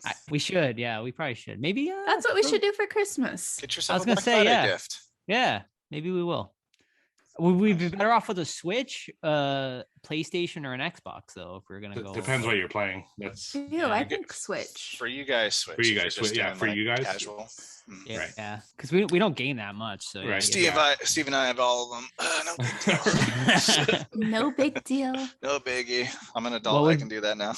What would be the best for me to play my old man golf games on? Oh, that'd be on Xbox, because they have a Tiger Woods still. They could finally fucking play Blair Witch too. Oh yeah, there you go. I would love that. Maybe we'll get a Switch and like an Xbox. That'd be fun. An Xbox or a PlayStation? Like, what's better? Xbox. Sure. Okay. Yeah. You get a lot of free games with Xbox. Yeah. Maybe we'll. Like what other games can I play with Switch that are for like the fun person most of them really. Like, you would probably love Animal Crossing. That's the one that everyone plays. I hear that a lot, yeah. I think you and Joe can play Smash Brothers and Mario Kart for sure. Yeah. So what's the thing where it's like handheld? Is that the Switch? It's a Switch, yeah. You either play handheld or you dock it on. What's that mean? It's like there's like this thing that you put it on, and then it goes to your TV. Docking is actually a homosexual. Yeah. Don't beat me to it, dang it. So then how do we both play? Do we have to get not only the Switch, but we have No. to get the docket and So- two controllers? If you Steve's like, put fuck, now I gotta edit this out. if you dock the system, you take out the controllers come out, and then you both have a controller. Cool. Okay. Mhm. But you just need the Switch because then I could Just the play on the Switch. docket and No, then I no, can no, also no. come in here and play on my room. Don't be confused though, because there's 3 versions. So there's one Nintendo Switch, which is original. It has a black dock, and then that comes with everything. But there's a Nintendo Switch Lite that doesn't come apart, and that's only handheld. So don't Okay. get the Lite, but you can get either the new one, which is Just coming ask out. us before you buy it. Oh, There you we'll go. ask Take a you picture guys. of it. Okay. You guys have a blast though with that for sure. Cool. Yeah, that's what we do. Little party games and stuff. How fun. Yeah, I want to do that. And then I also want to get like cool lighting in our living room to where we can like turn it on. Gotta get some LED lights with little remote control. Yeah. Yeah. All right, ready? Who's going? Who's going first? I'll go. If only we had an electrician. Right. So I got 3 special questions that I've been saving up just for episode 200. I love it. Oh no. So yeah, so these are Oh. 3. So let's see how you guys do. How well do you know this Our own podcast? podcast. Not Or well your own at all. podcast. So the first one is I was looking at movies earlier when I was trying to figure out which ones I didn't like. I'm like, I don't remember watching this fucking movie. yeah. Oh, I know. I just did that with I was like, Monstrum? What the fuck was that? And then I was like, oh yeah, I That was the remember. one you really liked, the Green one, I think. I really Steve like that one. loved It was it. on my Yeah. top Like 10. that. Yeah. Yeah, there's definitely movies that you're like. Sometimes I'm gonna start looking when we do reviews because I'm like, have we reviewed that? I'm not sure. Yeah. All right, so this is my trolling question. First one here. Oh God. So you got to be quick on it, hopefully. What episode number are we on? Yeah. Are you ready? And this one's serious. Yes. I'm really asking this time. Okay. Okay. let's go. In which Canadian province Oh. is our sponsor Deadly Ground Coffee based out of? Toronto. All right. Damn. Toronto? Is that a province? Ontario. Thank you, Sam. All right. Toronto is a city in Canada. I was either going with Ontario or Nova Scotia. Yeah, no, there's nothing in I Nova know. Scotia. Great Shout people. out to the but Nova Scotians. yeah, Shout out. great Big- people we're there, big up but there. not much. Yeah. And hold on, Sam, milestone 69 points. All right. All right. 69. Just like the billionaire in Squid Squid Game. Game. Yep. I hate that guy. Yeah. He was I'm glad the gross. cop knocked his ass out. Yeah. All right. All right. I'll go next. All right, hit it, Daddy. Which of these horror film series? Well, so this is also from Kayla. So thank you, Kayla, for the Kayla. question. Which of these horror film series include installments with the following subtitles? So, Dead Ahead and Roadkill. Joyride. Correct. Oh, I was Otter. gonna say, I had it in my mind and I couldn't like say it. Couldn't verbalize Tomorrow, it. next week's episode. Wait, Joyride. how did you question that? What are those They're alternative? subtitles. Which of Headlines. these horror film series include installments with the following subtitles? Oh, subtitles. That's right. So part 3 is Roadkill, I believe. Oh, okay. I see what you're asking. Okay. Yes. Okay. Also let me ask before I go on. Do any of you guys have Dawn of the Dead related questions? I don't. Okay, because I had a couple originals that I'll throw in here. All right, but this is not it. Okay, so in Jaws, all right, Hooper, Chief Brody, and Quint, they're all talking about their scars and shit. All right. Quint has a shark bite scar from what type of shark? Bull shark? Tiger? Bull, tiger. Great White. The answer is thresher shark. Oh. I would not have remembered that. No. Isn't that like a disease like thrush mouth or something? Oh, shit. I don't know. Thresher sounds like. Isn't that a skateboard brand? Or Thrasher. Thrasher. Yeah. I think I had a Hammer. t-shirt. Alrighty. Weezer had sent in a question, but I'm going to save it for next week. So these 3 questions come from Kayla. Kayla. This gruesome film franchise has sequels that are subtitled Last Resort, Bloodlines, Left 4 Wrong Turn. Dead. Damn it, Todd. Yeah, boy. All right. I love that series, man. The sequels are really good, except for the new one. Except for Damien, he's good. Come on. Suck balls, dude. All right. So for this one, closest 2 wins. Okay. Okay. How many interviews have we done since becoming the Horror Squad? Wow. Uh, Great. 25. If I was on the board, I'm guessing 40. after Joe. 40. 40 is on the board. So Sarah? 36. And the winner is by one, Sam. Is it 37? No, it's no by one, like, but because Todd was 6 away, you're 5 away. It was actually 31. Okay. Oh. 31 Halloween. interviews since Darn. So I got the point. Including point, tonight's. Whoop whoop. including tonight's. Yeah. All right. Cool. It's my turn. Yes. Okay. Heartthrob George Clooney had a supporting role in which 1988 horror Grizzly. film? Incorrect. Grizzly 2. Incorrect. That was Grizzly too. You're right. Was he in Grizzly 2? I was just fucking around. He was, yeah. It was him. There was those three big Charlie- actors Charlie at the Sheen? beginning. Oh, and the Yes. oh, okay, yeah. Who's the other one? The woman was famous too, who's I the other think. one? Yeah, I don't remember who it was. Yeah, it's the girl from Jurassic Park. Yeah, Laura Dern. Laura There you Dern. go. Yeah. That's right. Yeah. I'll get killed. What was it? George Clooney supporting role, 80s? Yeah. movie? Yeah, Was he- Heartthrob. what- Heartthrob George Clooney Oh, Was he- Heart- Oh, sorry, no one yeah. guessed it yet? What was No. he? Nightbreed? Had a supporting role in which 1988 horror film? Nightbreed is incorrect. Sam gets a guess, and then I'll Supporting let you role, guys. 1988 I don't- movie. I was just say It- Dustin it- Hoffman, it- that's a lead. I'll- role. I'll give you a Nightmare li- on Elm Street. No, and let me give you all a small hint. It's a horror comedy, and it is a sequel. Oh, really? Yes, Horror comedy sequel. We got a lot of horror What comedies year? in the 80s. In the 80s? 1988. I don't. Damn. I don't know if any of you've seen it, honestly. So we'll see.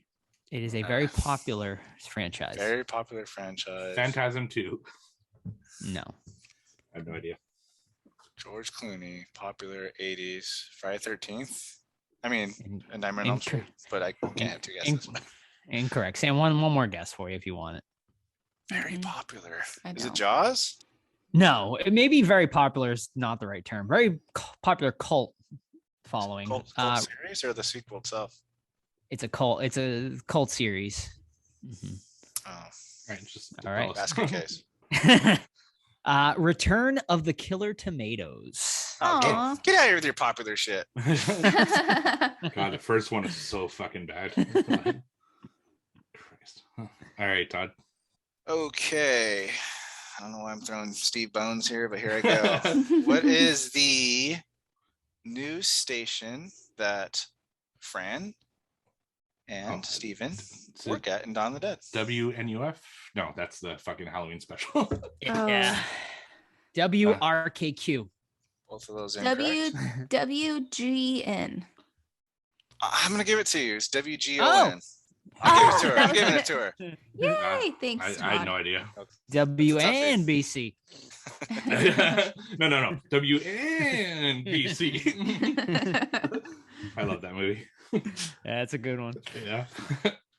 Alrighty. Next question. In what 1998 movie did James Woods play a Vatican-approved priest? Vampires. Shut up. Yeah. Good job, Todd. Thank you. We even reviewed it. Getting killed here. Yeah, I think Todd's Come on, about Joe. to finish the year off here. Yeah. All right, my last question is another closest to. I'm calling you out, brother. It's my Hulk Hogan. All right, Love it. so closest to, Okay. including tonight's episode. How many movies have we reviewed since episode 100? Movies only. Movies s- only. So that, does that include what watched? No, just like the main reviews. Just mainstreams? No. 200 and, I mean, Since episode 100. oh. I want to say 106. 118. I'm gonna 106 say for me. 122. One of you is super fucking close, and it's Sam. Oh, It's actually 117. Oh, wow. wow. Yeah. So we 117? did a Couple lot of letters. like 100 was 4 movies. Oh, I didn't think of that. We did a lot of double features, Mhm. Yeah. but I also subtracted our year-end episodes, our decade episodes, the book, the TV Mhm. show. So Did you count all the Stuart Gordon films too? no, because that doesn't. The episode was too. So we didn't Oh, review. Yeah, Yeah, retrospective. Gotcha. Yeah. so Mhm. What was it again? What was the final? 117. 117. Wow. So, Yeah. Nice. All right, my last one for tonight. Heartthrob, Macaulay Culkin. To some, A good Macaulay son. Culkin played a non-speaking role in what 1990 film? This was a film he played in before becoming recognized in the Omen. Home Alone franchise. Incorrect. Damn it. I saw this in a documentary recently. What was it? Shit. It's I would say it's borderline horror. Oh, now But you're I giving actually- guesses, clues. I'm giving clues. And I talked about it in What Watched maybe within the last year or two. Great. The last year or two. Cool. It's something Joe. It's a very popular film though. So he was a kid when this came out. Yes, it was before Home Alone. Shoot, man. I have no idea. My girl. Yeah, I don't remember. So what is? Nothing. One of Todd's favorites. Want to talk Really? what? One Todd enjoys quite a bit because he's the one that told me about to check it out, and then I watched it. Jacob's Ladder. Oh, I would not have one of my guessed favorites. There you go again. Cover art for that That's is information. that. It's a good one though. Is It is that the scary one with with the like eyes. this? Yeah, and like the Mhm. face is kind of like a Yeah. like Yeah. a Texas Chainsaw type thing. Yeah, sorta. Yeah, it's a good movie. Who's up? Me. You. Oh, me or Todd? I think it's Todd first, and then Oh, just joking. Oh, okay. All right, from Kayla. In which supernatural sequel to 1980's Friday the 13th does Jason attempt to resurrect himself by possessing one of his own family members? part. Can you repeat it? I was 5? thinking about ideas about the soundboard. Part 5 is on the board. However, I will repeat the question. What Jason movie does he try to resurrect himself by possessing one of his own family members? Oh, 9. 6? Jason Goes to Hell. You don't get another guess, Steve. I'm just kidding. You get it. Yeah. Jason Goes to Hell. Oh, Steve looked so sad. I'm like, no. I want more poutine. Yeah. Or Sam says it, pootie tang. 17. All right. This trivia question is brought to you by the Horror Squad soundboard. I'm going to play 3 Oh, Scream Queens screams. You have to name all of them. Are you really? going to? wow. No, but I'm like, this is the fun we could have. That would be fun, actually. Alrighty. What color is the goo found in the church basement in Prince of Darkness? It's like Green. pink. Yellow. All right, Joe gets a point. Green. What was it, green? Yeah. Mhm. I think you're thinking of Ghostbusters 2. Ghostbuster slime. Yeah. The river of slime. Yeah. Mhm. All right. That's it. That's it. That's it. Yeah. Yeah. We got to Oh, get to the man. review. All right. So tonight, Sam with the big night 4 brings her up to 72. Me 3. Both the other dudes 1. I'm still in the lead with 108. Steve 104. Joe 101, and Sam 72. Thank you for sending in your questions. Now let's talk about Dawn of the Dead. George Andrew Romero. I was gonna ask that, Steve, but I think you would have got it, so I Yeah, decided yeah. not to. So yeah, Dawn of the Dead came out in 1978. It follows 2 reporters. One's a traffic cam guy named Steven, super nerdy. We got Fran, who works in the studio. Then we have 2 SWAT team officers, Peter and Roger. Right at the beginning of the zombie outbreak, we open in a new studio where the new studio is going crazy. They're just trying to get facts out there, right? They're talking about like how to deal with the zombies, how to dispose of them, things like that. No one's taking it seriously. Everyone's in panic mode. Steven goes in there. He's like, Franny, let's get the fuck out of here. I'm gonna steal a helicopter. Let's go.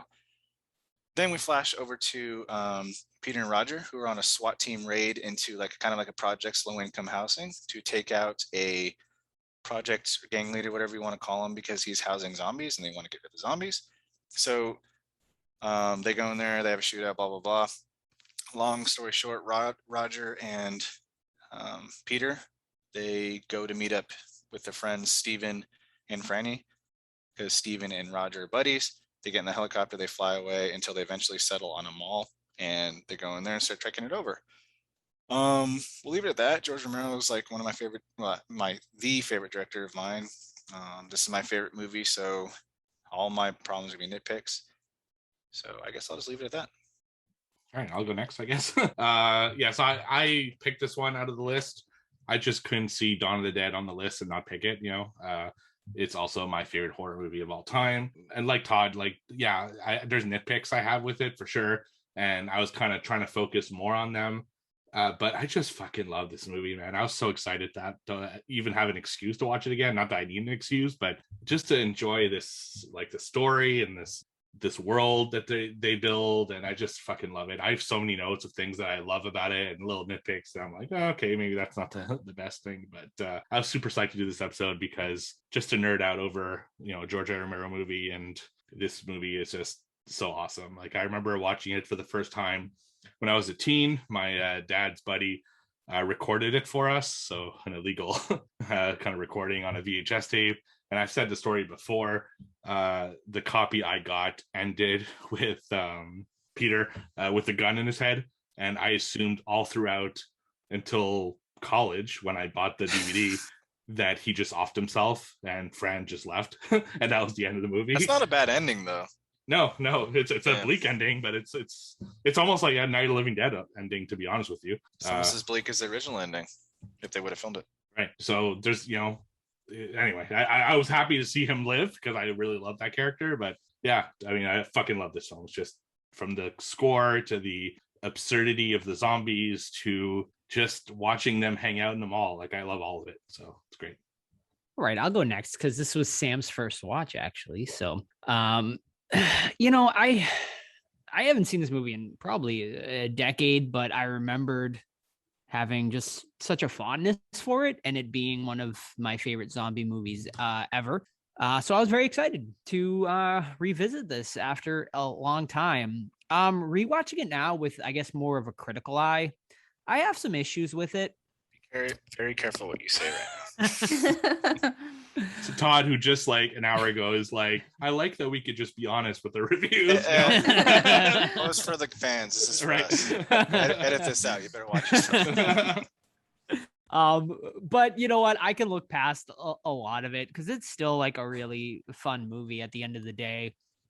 I'll get into my nitpicks when we get into that later. But it's still just Savini, Romero, Argento. I mean, you got like some of the greatest horror minds ever. I think you also this is 78, so like I have to like kind of like put that into my head too when doing this. I mean, this is like before any other zombie movie really did any of this, so this was groundbreaking at the time. And I think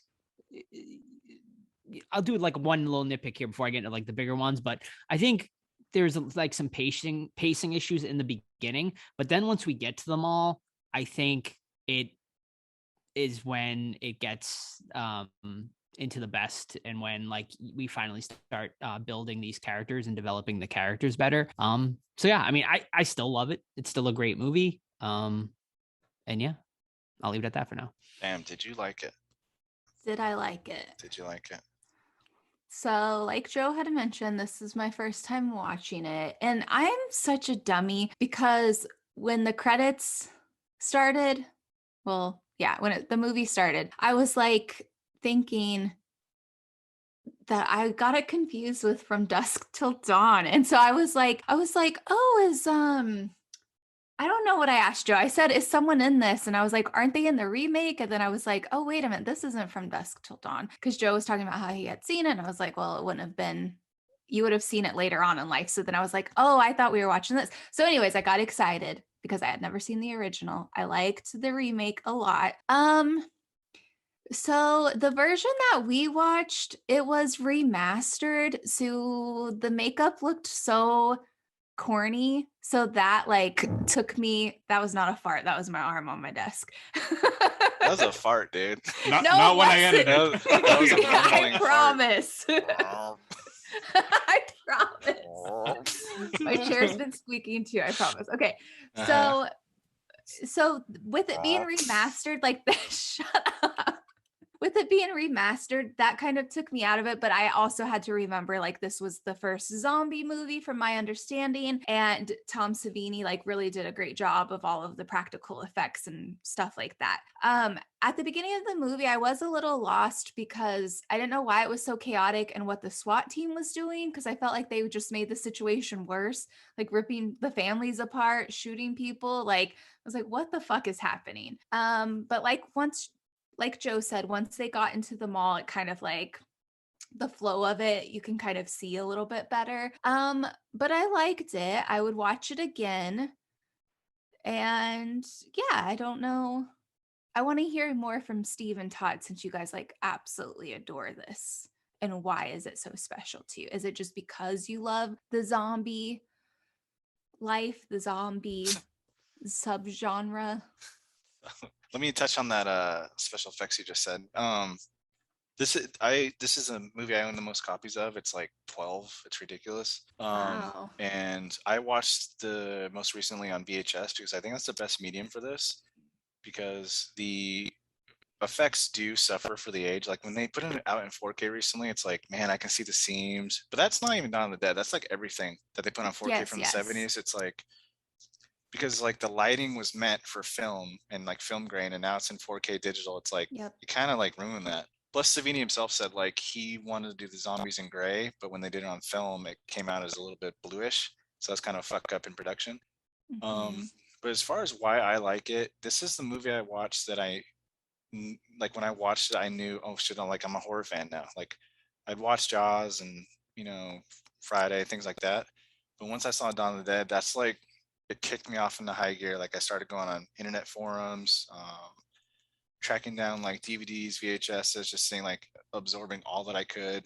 Um, so that was like a gateway into horror, because up to that point I'd never seen something as like that finale is so brutal when the bikers are getting ripped apart. And I think that's pretty much the first time I've ever seen something like that. Um, but what I also like about it too is like it's huge in scope at the beginning, but then it shrinks to like this really intimate story about like these four characters, and like their their arcs are awesome, because Fran, who you would think would be like the normal damsel in distress, right? She's pregnant. Steven's kind of like, he's trying to bond with these guys, but he's not on like their manly level. So he kind of looks down on Fran because she's holding him back. But Fran's like, no, I'm fucking tough. Like, get the fuck off me, Steven, blah, blah, blah. So her arc is from being what we think is to be a damsel to being a badass. Steven goes from being super fucking dork, even though he's a dork the entire movie, to like snapping at then. Is like, this is the first time he has ever done something manly, and he's been hanging out with these cops, and like he always like kind of feels inferior. So like for him to go from like, yeah, I fucking stepped up, I found the AC ducts that made us be able to travel in like safely around the mall, um, to like him being like taking it super personal that these fucking bikers are invading his mall, and like he ultimately, his actions lead to his own death, because he could have just listened to Roger or Peter and just like shut the fuck up, hide, and they would have left anyway, but he ended up dying over it. And then Peter, like he started off the movie as like the odd man out. He was buddies with nobody. Like um, Roger just basically met him that night, and he's like, hey bud, just come with me, whatever. So he goes in from like the odd man out, not only not knowing anybody, but also like racially too, because he's only black guy. And there's already some animosity between him and Steven for some reason. And even when Franny sees him, she's like, well, can we handle this? And Steven's like, well, it's gonna cost more gas, but we'll deal with it. Like, shut up, Steven, stop being a dick. And then the guy that's supposed to be the hero on paper, Peter, like starts off super strong. He's talking to that rookie cop on the rooftop, like, hey man, just like calm down, you'll be good. And then right away that guy gets executed, and you're like, fuck, like this movie's starting. But he ends up being like the hero on paper, but ultimately can't handle it. Like he can't cut it. He snaps. He's like starts playing with his own life, and then he gets bit and he fucking dies. And it's like, still bums me out because I love that character, but everyone starts off one way and then ends, for better or worse, in a different way than when they started the movie. So like your journey with those characters is what really sells it for me. It's corny. It's got some like, it was only made for $500,000 too, so put that in perspective. But like, it's got some corny dialogue. It's got some really bad action at times, but just the characters and like who they are is what really sells it for me. That's why I love it. I love that. All of that makes me appreciate it even more so, Todd. Well, thank you. Yeah, and I love that this movie isn't afraid to tackle like a lot of things that other movies wouldn't. Like the whole first scene, you know, in the apartment complex, they're showing classism and racism, and it's like, and also like how those people are just trying to essentially protect their dead, you know, because I think it's Peter that says the line, like they still value, like death is still an important thing. Like they still value the whole death process. You know, it's not just killing them and being done with it. It's and it's sad. Like that scene where they find the bodies in the basement is just, it's heartbreaking. You know, that that's what they did with their dead. It's tough to watch. So I really like that. And then when they go to the airport, you know, they kill the kids. Like shit, you don't see a lot of zombie kids getting murdered in zombie films. You know, they did it a few times on The Walking Dead, but they didn't. I mean, the first fucking zombie Walking Dead's a kid, but in those movies are Tom back then, Savini's niece and nephew too. That's a fun fact. yeah, right. Oh, that's so fun. You know, and just it's cool. I like seeing them tackle things like that. You know, it's the same thing at the mall where they're talking about like people being kind of obsessed with consumerism and stuff like that. So there's a lot of deep things this movie does tackle, but it's also really fun. You know, there's some great moments in this. When the zombie loses its head at the airport with the helicopter blade, that's such a cool kill. I've said it in the past, I fucking love when they're just like in the mall shopping and enjoying the fruits of their labor. You know, I really wish Roger could have done more of that, and it's a bummer. Like every time I'm hoping, okay, maybe this time he won't get bit. You know, like obviously he's gonna get bit, but it's maybe this time like, he'll stop wooing for the 19th time right? in a row. Yeah, exactly. It's just like things like that, which I really love. And there's these little moments that Romero puts in there that just, they're little moments, and they just add like this heart to the thing. Like the nun zombie, she gets her dress stuck in the doors, and Fran just kind of opens the door back up to let her out. You know, and that's such, I don't know why, I just love little moments like that. It's the same thing with like the baseball player, where he's just like sad and like defeated. It's like the zombies were defeated and he's just sitting there staring at her instead of like going off like the other zombies. And these little moments I find add so much heart. And that's one thing I love about Romero zombies is they have a personality of their own. Like he puts a personality to zombies, you know? So that's really cool. Steve, do you feel bad for the scene when the bikers are throwing pies at them? Yeah, a little bit. Yeah, you know? I do too. Because you're rooting for the they zombies. hold the one down and take her necklaces off and things. Yeah. Yeah, because it's funny because as bad as zombies are in this series, you kind of root for them a little bit. You kind of like feel for them. They're just people just trying to kind of wander around the mall, you know, and you're almost like happy when they take over the mall again, and you see them enjoying the mall at the end. Like you see them skating, and you see them like, you know, it's just like, there's just so many things about this movie that I love. There are issues like which we can get into, you know, a little bit, but yeah, I fucking adore this movie. You mentioned little things that Romero does, and I really like the scene where Peter's a fucking great guy, man, and he just lost his buddy that, you know, they grew to be best friends over Peter and you know, because he didn't have a best friend, whatever. But you know, Roger's dead, and Peter decides to make a nice fancy dinner for Fran and Steven, and then he takes off and he drinks with Roger's body. But the scene I like the best is that Steven proposes to Fran and she denies him, saying it's not fucking real, like let's not do this. And then the next scene is they had sex, and he has that, they both have the post nut clarity where they're like, fuck, like this is not going to get better for us, like this world sucks, we're fucking, like we're just faking shit now. That's just like I've always, that the scene, like Steve is just staring off in the distance and she's sitting there topless and just like fucking zoned out. It's like fucking great effective scene. Not because she's topless, because of the fucking, shut up. No, I mean, that's just Romero. Like he knows how to like build. His character building is top notch, really, and like the way he deals with like all of these social issues and stuff. I mean, that's always been like Romero's. I mean, that's why people love Romero, right? Like it's just, yeah, fantastic work. I mean, they even tackle abortion. Like fuck, right? You know, like Oh, just okay. That's a nitpick. How does he know? What is he going to do? How does he know how to? He's gonna abort? punch her in the gut. That's what I said to Sam. like- Yeah. That's what I think. What are we is doing here, probably guys? Just like take a hit to the No, stomach. he probably knows some concoction of medications that would force an abortion. Where are we getting the meds from, Peter? Right, he's got a the mall. Pharmacy in the mall. Is there a farm? Was there a pharmacy? There's got to be. There's a gun store. There's a all- fucking. yeah. There's like Right. this mall is everything. The mall's legit. Yeah. So you want to get into a few of the nitpicks? Yeah. Todd's so- like tear rolling down his face Right. if we have to. No, I have a very. I'll go because mine are Yeah. super minor. Roger is a little bit over the top when he's snapping. It's like Peter's like, "Shut the fuck up, man. Get your shit together." And he's like, "I'm all good, baby." But before that, he's like wooing constantly, and it kind of gets on my nerves a little bit. And then there's a couple blood inconsistencies, like Roger shoots Peter shoots the zombie that's in the truck right over Roger's face. It trenches him, and the next scene he comes up and he's fine. So like those are like very minor production things. You can see Tom Savini jumping off a trampoline at one point for a zombie. And then the puking scene by Fran. I don't know what kind of throw up these people are doing, but that's not how you puke. Like you can see the side of her head and she's just like, like completely silent. But those are, that's it. That's it for me. Like I can watch it like right now. I feel like watching it again. Me too. It's funny, like just talking about it makes me want to watch it again. A few of the I did nitpicks. too. A few of the nitpicks I had. One, Fran's drinking while pregnant. I don't know if she And was smoking. thinking- And smoking. Yeah, smoking, but smoking they did in the 70s.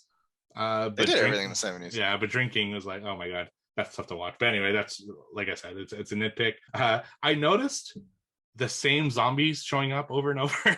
Like there's a few key zombies that they're there when they open the escalator, and then they're outside, and then they're back inside, and then you see them like tagging the bikers. Like it's the same exact zombies wearing the same clothes, and it just seems unrealistic that the same zombies would kind of show up all the time in all the key scenes, so that kind of made me laugh. But I get that, they don't have a million extras, as the movie had such a small budget. It was just funny seeing kind of the same zombies over and over. Oh my god, fucking Steven's punch at the airport. He like swings his arm and fully extends. He's a dork, dude. Like it's so funny. Like it adds to the charm. I laugh so hard. It's such a fucking probably the worst punch ever. He falls over like a fucking clumsy asshole. It's but that again, it's stuff like that. Even though it's a nitpick, it kind of adds to the charm of the whole thing. Yeah, just like little things like that. Of course, just inconsistencies, blood splatter, and but for I don't know if Joe and Sam know this, but the mall was a functioning open mall that they could only shoot at night, so they'd have to clean up everything every night, reset up everything, and so there's going to be inconsistencies. If they didn't finish a scene, you have to have the same blood splatters and the same, it's just going to happen. So just stuff like that. Nothing major. I just fucking love this movie so much. It's hard to everything adds to the charm to me.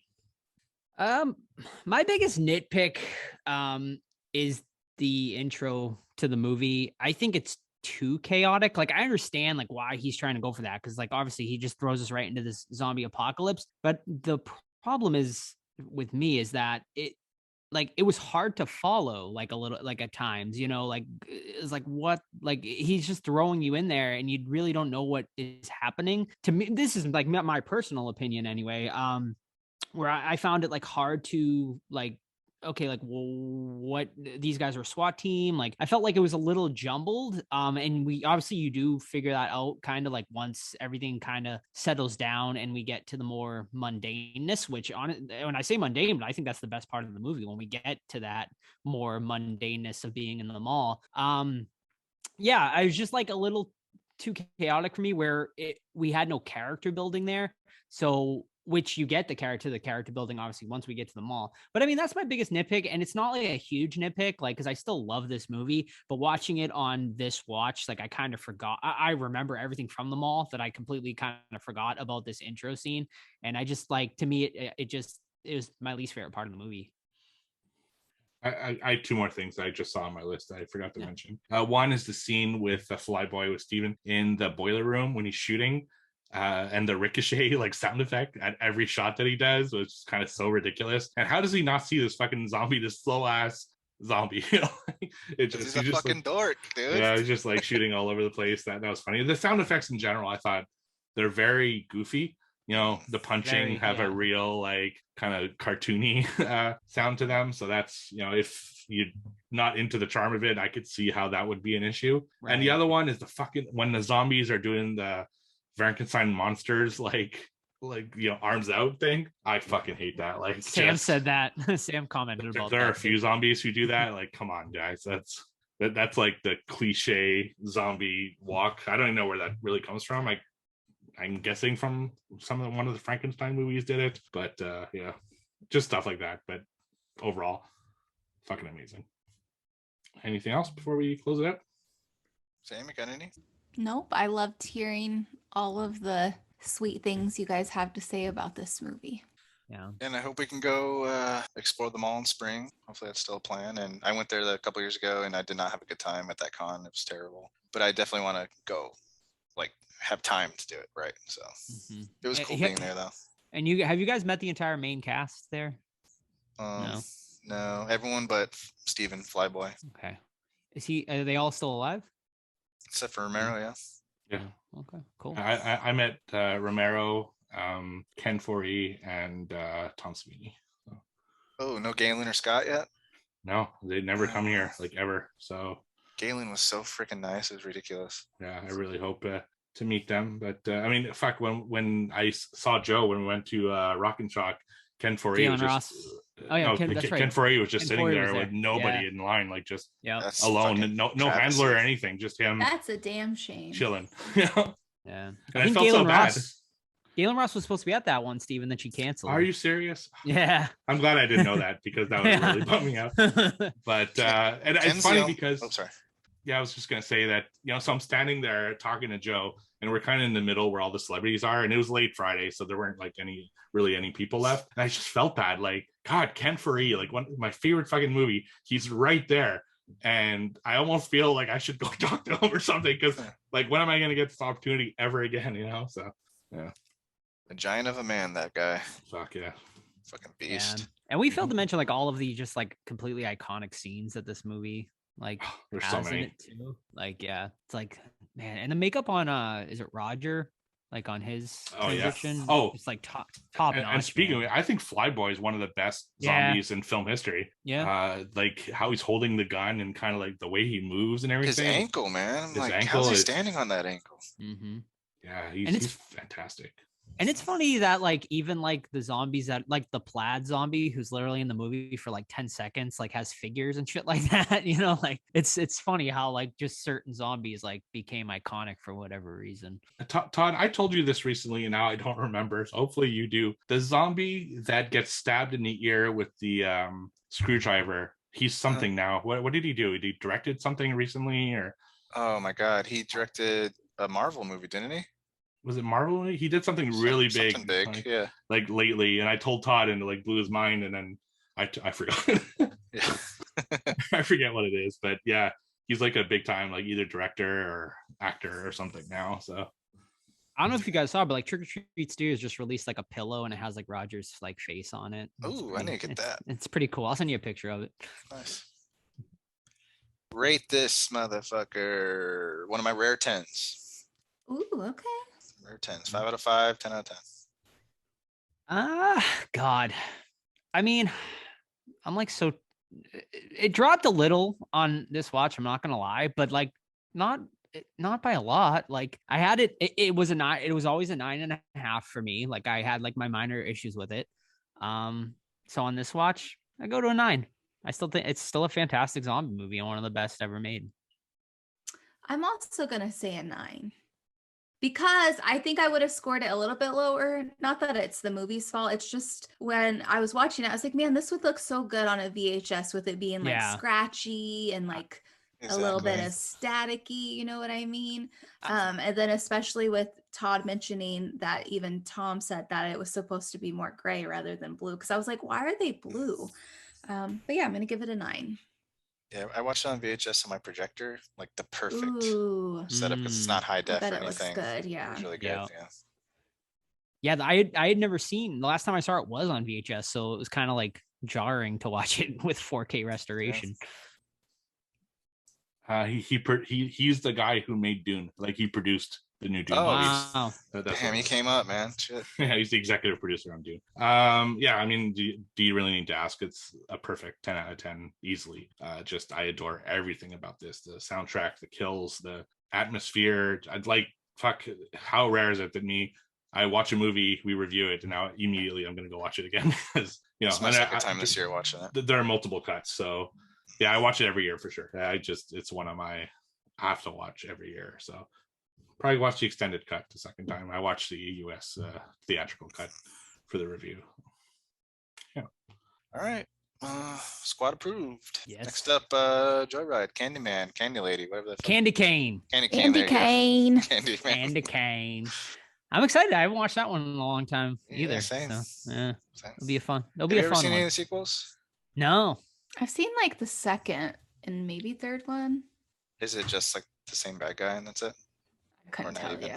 I couldn't. It's supposed to be the same guy, yeah. I assume none of like the original cast came In back. the Like second one. I don't remember. Lily, I is don't Lily remember who so? lives or dies in that movie. It's gonna be like a fresh watch. Oh, I legit. yeah. Well, I won't say anything, but I mean, it's a big cast: Lily Sobieski, Paul Walker, and that other dude Steve that's Zahn? in everything. But yeah, Yeah, that's Steve his name. Zahn, He's good. Yeah. I'm excited. It's one I haven't seen since I saw it in theaters in like 2001. So Mhm. Yeah. can't wait to see it. And thank you, everyone, for 200 Yeah, episodes. 200 big ones. Yes, thank Yes. you. Yeah, We and don't couldn't have forget, done it without you. and don't forget, we got that hangout on Saturday, the day after this episode is recorded, and the interview right after this. Like, it's a really good one. Like, you should really listen to this one. It's not that long. It's like 20 minutes. It's great. Awesome. Don't forget to follow us on Instagram, check out our Discord, rate and review the podcast if you get a chance, share with a friend. We would appreciate it so much. Thanks for listening, and we'll catch you guys next week. Bye. Happy 200. Hello, everyone, and welcome back to the Horror Squad podcast, where today we are joined by two very special guests. Their new movie, The Beta Test, will be premiering on demand and in select theaters on November 5th. Please welcome the writers, directors, and stars of the film, Jim Cummings and PJ McCabe. Thank you so much, guys, for joining us today. How you doing? Doing well. How are you doing, Joe? Doing great. Fantastic. Thanks for having us, man. Yeah. Awesome. Fantastic. Can't wait to talk about this. So why don't you guys start by telling our listeners a little bit what the beta test is about? The Beta Test is about a talent agent in Hollywood getting a letter in the mail inviting him to a sexual encounter in a hotel room with an admirer. And he goes and he has to put on a blindfold, and it's completely anonymous and it's wonderful. And then he never gets another letter, and it's him kind of going crazy in the age of information. And so he does all of this digital sleuthing to try and find out who done it. And he gets to the bottom of the rabbit hole, and it becomes this kind of Korean horror movie almost. And it's really funny and really ridiculous. And Is that a good description? I don't know if that's a good description. I've seen the film. I don't know if that works. I did see it. No, I thought that was very, very accurate. So how did you two get together for this project? PJ and I have been buddies for like too long, 16 years, something like that. Went to Emerson together. 2005 is when we met, which is insane. Too long. And then we started working together when I moved to Hollywood in 2014. PJ had been here for a few years, doing commercials and stuff. And then I started making my own things. I stopped producing and made a short film called Thunder Road. And then I started making features, and PJ and I were in development to do some TV writing. And we really developed this style of writing that was all auditory. It was all out loud. And then all of our scripts became these kind of extensions of our performance abilities. And we had the idea to do this anonymous letter service movie, and we just talked about it for like a year. And in writing it, we were doing it all out loud. And so it felt like we were already directing the film. And PJ had never directed before, but I was like, let's just do it. We're kind of already doing it. And that became how we started working together on this one. Yeah. For this one specifically, we were initially just trying to sit on the most simple horror movie you could, like a one location for like no money, easy thing we could make in like a That week. failed. And then, much to our to the anger of our producers, we handed them this script, and it beat snowballed 400 locations. We couldn't really help ourselves. And the more research we did into the subjects we were tackling, and the more we built up the plot, it just became this crazy, complex, funny story. But that's kind of how we write, and I'm glad it is, because I think it makes things more fun. Nice. Well, now I'm interested because I heard you guys talking about a horror movie you were gonna do before this. Is that something that is still possibly that could happen down the road? Yeah, we're writing a couple of them actually, but the one that we're stoked about is a Victorian horror movie that's really funny and poignant and beautiful. And we're going away to write that one. So we did the outline over the last 2 years. So like we have this Google Doc that has all of the beats of the movie in it, and now we finally get to put it in screenplay format next week. Yeah, awesome. But that's an even more complex, bigger one, which is great. And then on the side, we might finally do the one location easy ones. Produce those at some point down the line. Awesome. Well, definitely look forward to checking out those. Now getting back to the beta test. I mean, clearly this movie, it has a lot to say. Well, you have a lot of strong social commentary throughout. So what would you like the audience to take from this the most? I think partially I want the audience to just watch the movie and be like, yeah, that was dope. That was a cool movie. Wow. And then I don't know. I feel like it's mainly that. I think like we're stoked that we made a cool movie that people are laughing at and with. But no, I think really for me, it's important for the audience to feel and to realize that they're more powerful than the powers that be. I think that's a very important message that I feel very strongly about. That like if you can laugh at these people, you are more powerful than they are, and they'll hate it. Yeah, the safe answer for me is definitely always, yeah, I just hope people are entertained and think it's a unique new voice and storytelling and it's funny. But I don't know. I like on the other side of it too is like, I hope people are like, yeah, enough of the bullshit, enough of like the corporate double speak bullshit. And like I mean, we're all guilty of it. Like the let's keep talking, we're all excited aspect of every business meeting we have that we know is never going to go anywhere. And it's like, let's stop talking about stuff and actually do it. Now, obviously, there's a lot to say about Hollywood in this movie in general. Are those experiences you took that you experienced yourselves? No comment.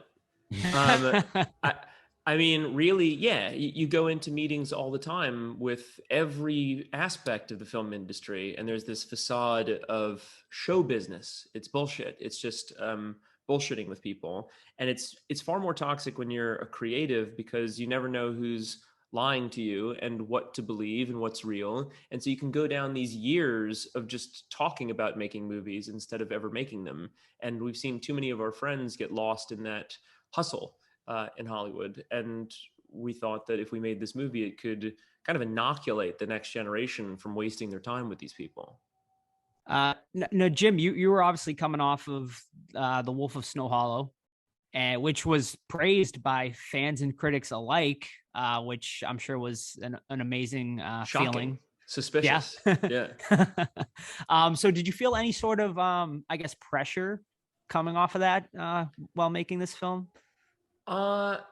No, I felt completely free with this one because this one we had a complete final cut. We had no notes on the script. We were able to just work with our team at Vanishing Angle and our best friends who had made our previous 2 feature films. When I made Thunder Road, it's quite good. Looking back at it now, it's a decent movie that people like. And then going into The Wolf of Snow Hollow, which is a completely different genre, it's a horror movie. I was really nervous that I was going to get the sophomore slump stuff.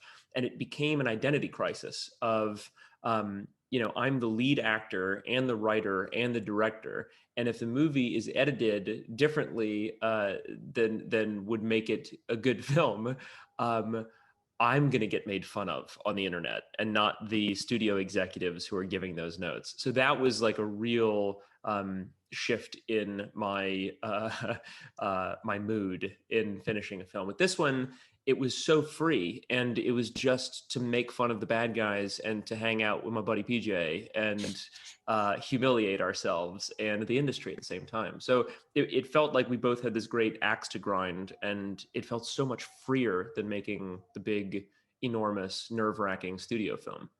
Yeah, you seemed a lot less stressed for those fall months of that year. That was a crazy year, 2019. It was fun.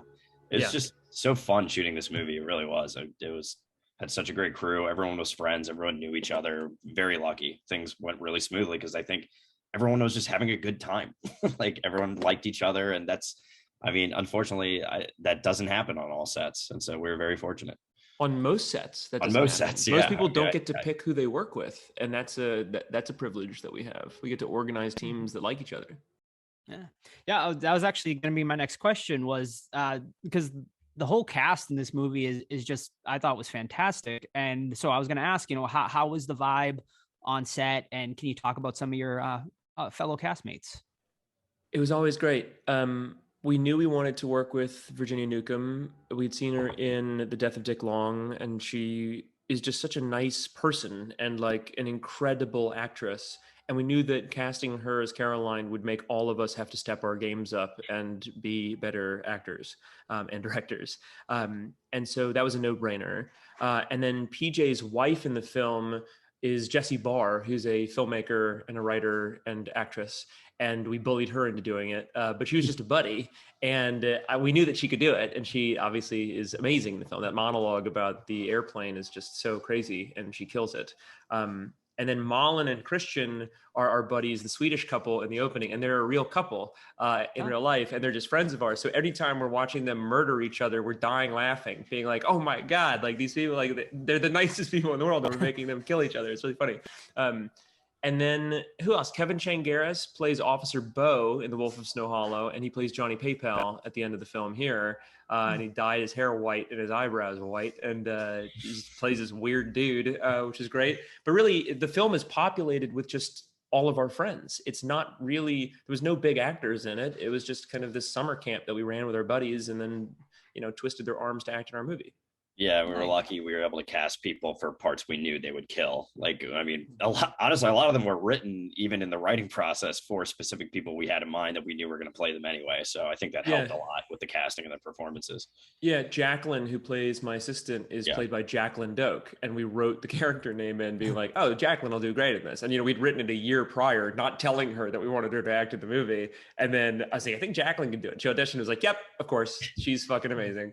Yeah, a lot of I realized we're not very good at character names, and we just end up leaving the name of the actor. Like we just never even changed my name in the movie. Like you're just PJ. For the longest time, it was Jim and PJ, and we eventually changed him to Jordan. But we were like, whatever. PJ sounds like a funny, like his best buddy name, so we just kept it. But yeah, a lot of them were just based on the actors we knew we were going to play that we're going to play them.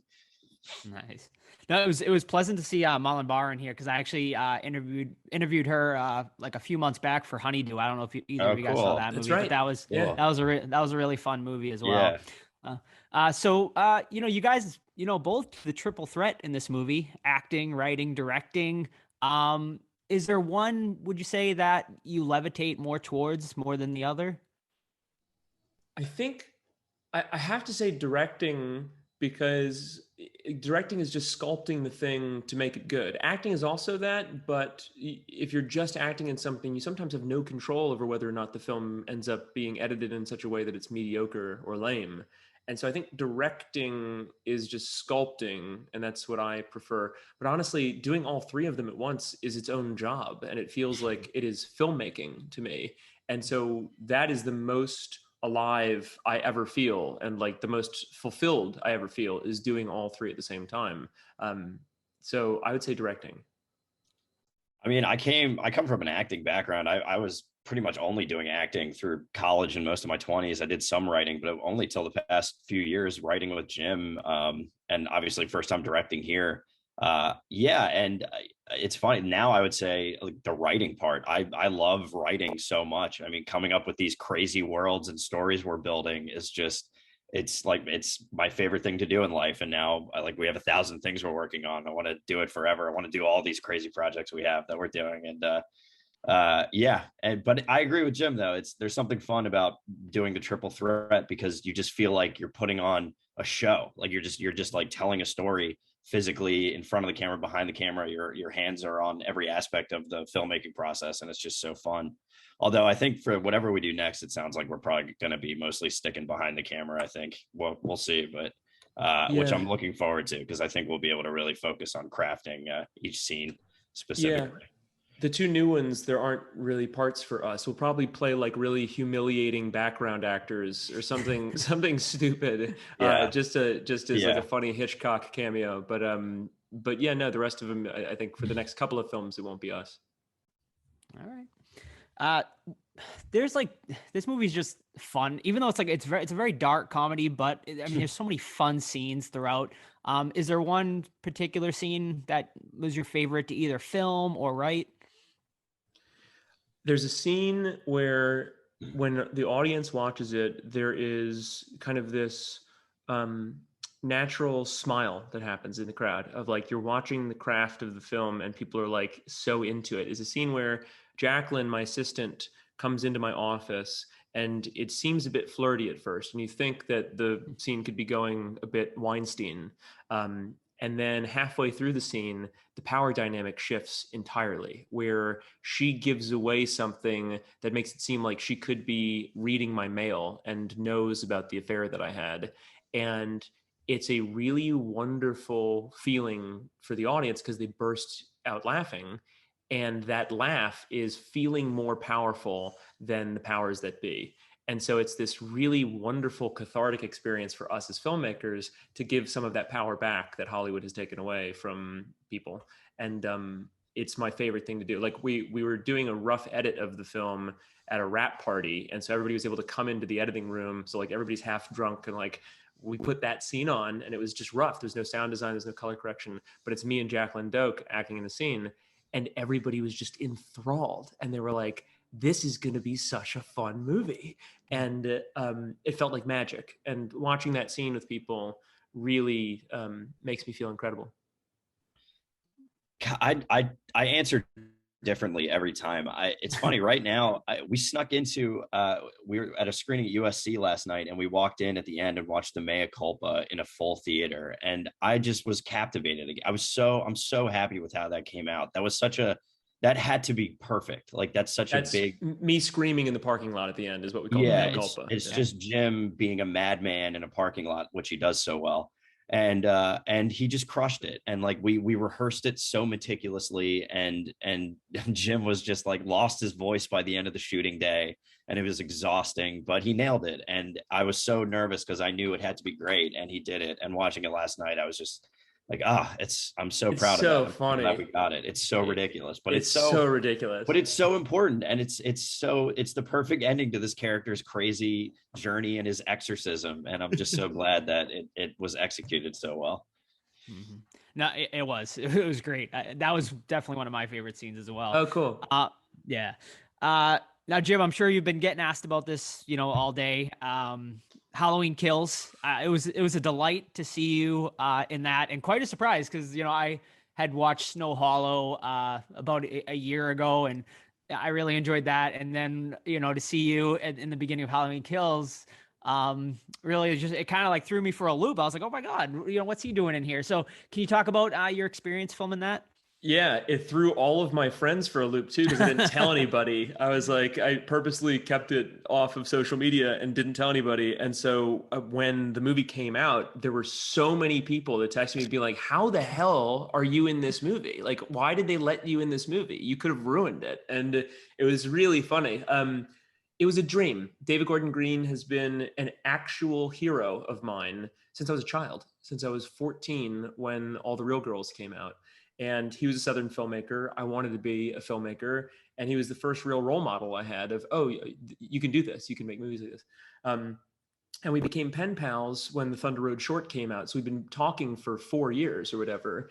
And then he saw the feature of Thunder Road on an airplane again after I sent it to him, 2 years prior or whatever. And they were casting for Halloween Kills. And and he was like, "Oh, I'm gonna call Jim." And he called me the next day on my cell phone. I'm like, David Gordon Green's calling me. What the hell is going on? And he's like, "Hey, brother, we're shooting this movie. We're shooting this Halloween movie. You want to come down to Wilmington for a week and like come and act and play this part?" And I didn't have to audition. He just said, "Jim's good, and he can come down and do this thing." And everybody trusted him. And nobody had any qualms with me doing it. And I got to do my little bit in the movie. And it was a dream. And the whole time we're hanging out on set, and I got to meet Michael. I got to meet everybody that played Michael.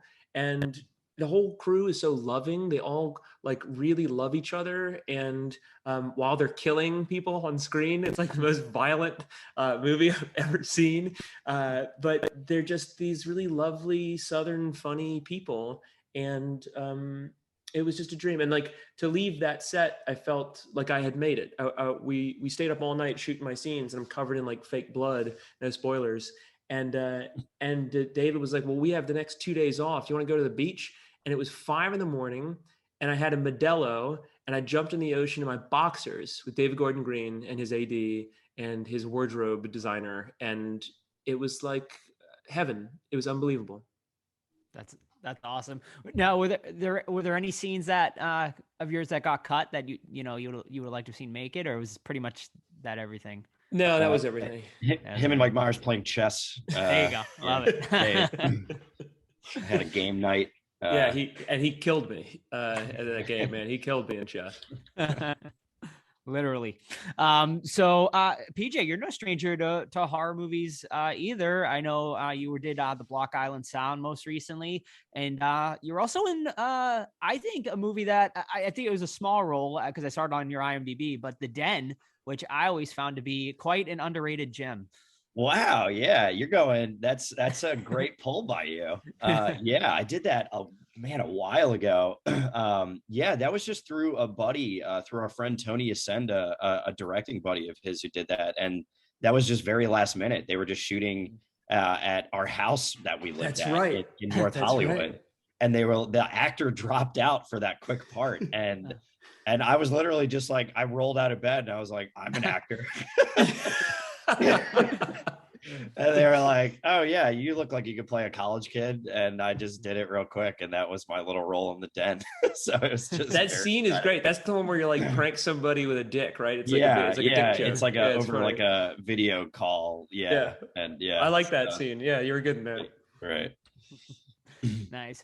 So obviously, I mean, horror and dark comedies are no stranger to you guys. Do you think that's the path you guys will continue on throughout your careers? I mean, we just like riling up audiences, and that's kind of the best way to do it. You know, like it's the best reactions that you can get from an audience is like gasps and like screams and then laughs. And it's just the most vocal you can get a crowd. And we love that. Like watching the movie last night at USC, just hearing people like Malin, I don't want to spoil it. The opening scene in the movie is this like graphic murder, and to introduce the film and say, "Hey, it's a comedy, enjoy it," and then leave, and then immediately there's this like graphic violence that's like worse than a Dario Argento movie. It's so fulfilling to hear people gasp and like really be frightened. Yeah, I think we'll probably be doing that for at least half of our career for sure. Yeah, I think it's impossible. We always start writing something and like the bones of it are very serious and dramatic and very high stakes, but then like we can't get to the end of page one without writing some ridiculous joke. It's like writing something funny. It's just kind of in our DNA, but I don't know. I like that. I think that's what audiences respond to. So definitely probably keep going that way. Awesome. And Jim, maybe David will put you in the Exorcist trilogy next. Oh yeah, that's right. That's right. He's doing really that stuff. Yeah. And actually, I can't speak to that, but one of the actors in the beta test is up for a part in that, and was like, "Hey, could you text David?" I said, "Maybe I will." Oh shit, I didn't know that. Okay, what's in it for me? I didn't even know he was making this movie. You know? Yeah, that's awesome. Yeah. Very cool. All right. Well, hey guys, it was an absolute pleasure speaking to both of you today. Where can our listeners keep up in touch with you guys for the beta test and anywhere else?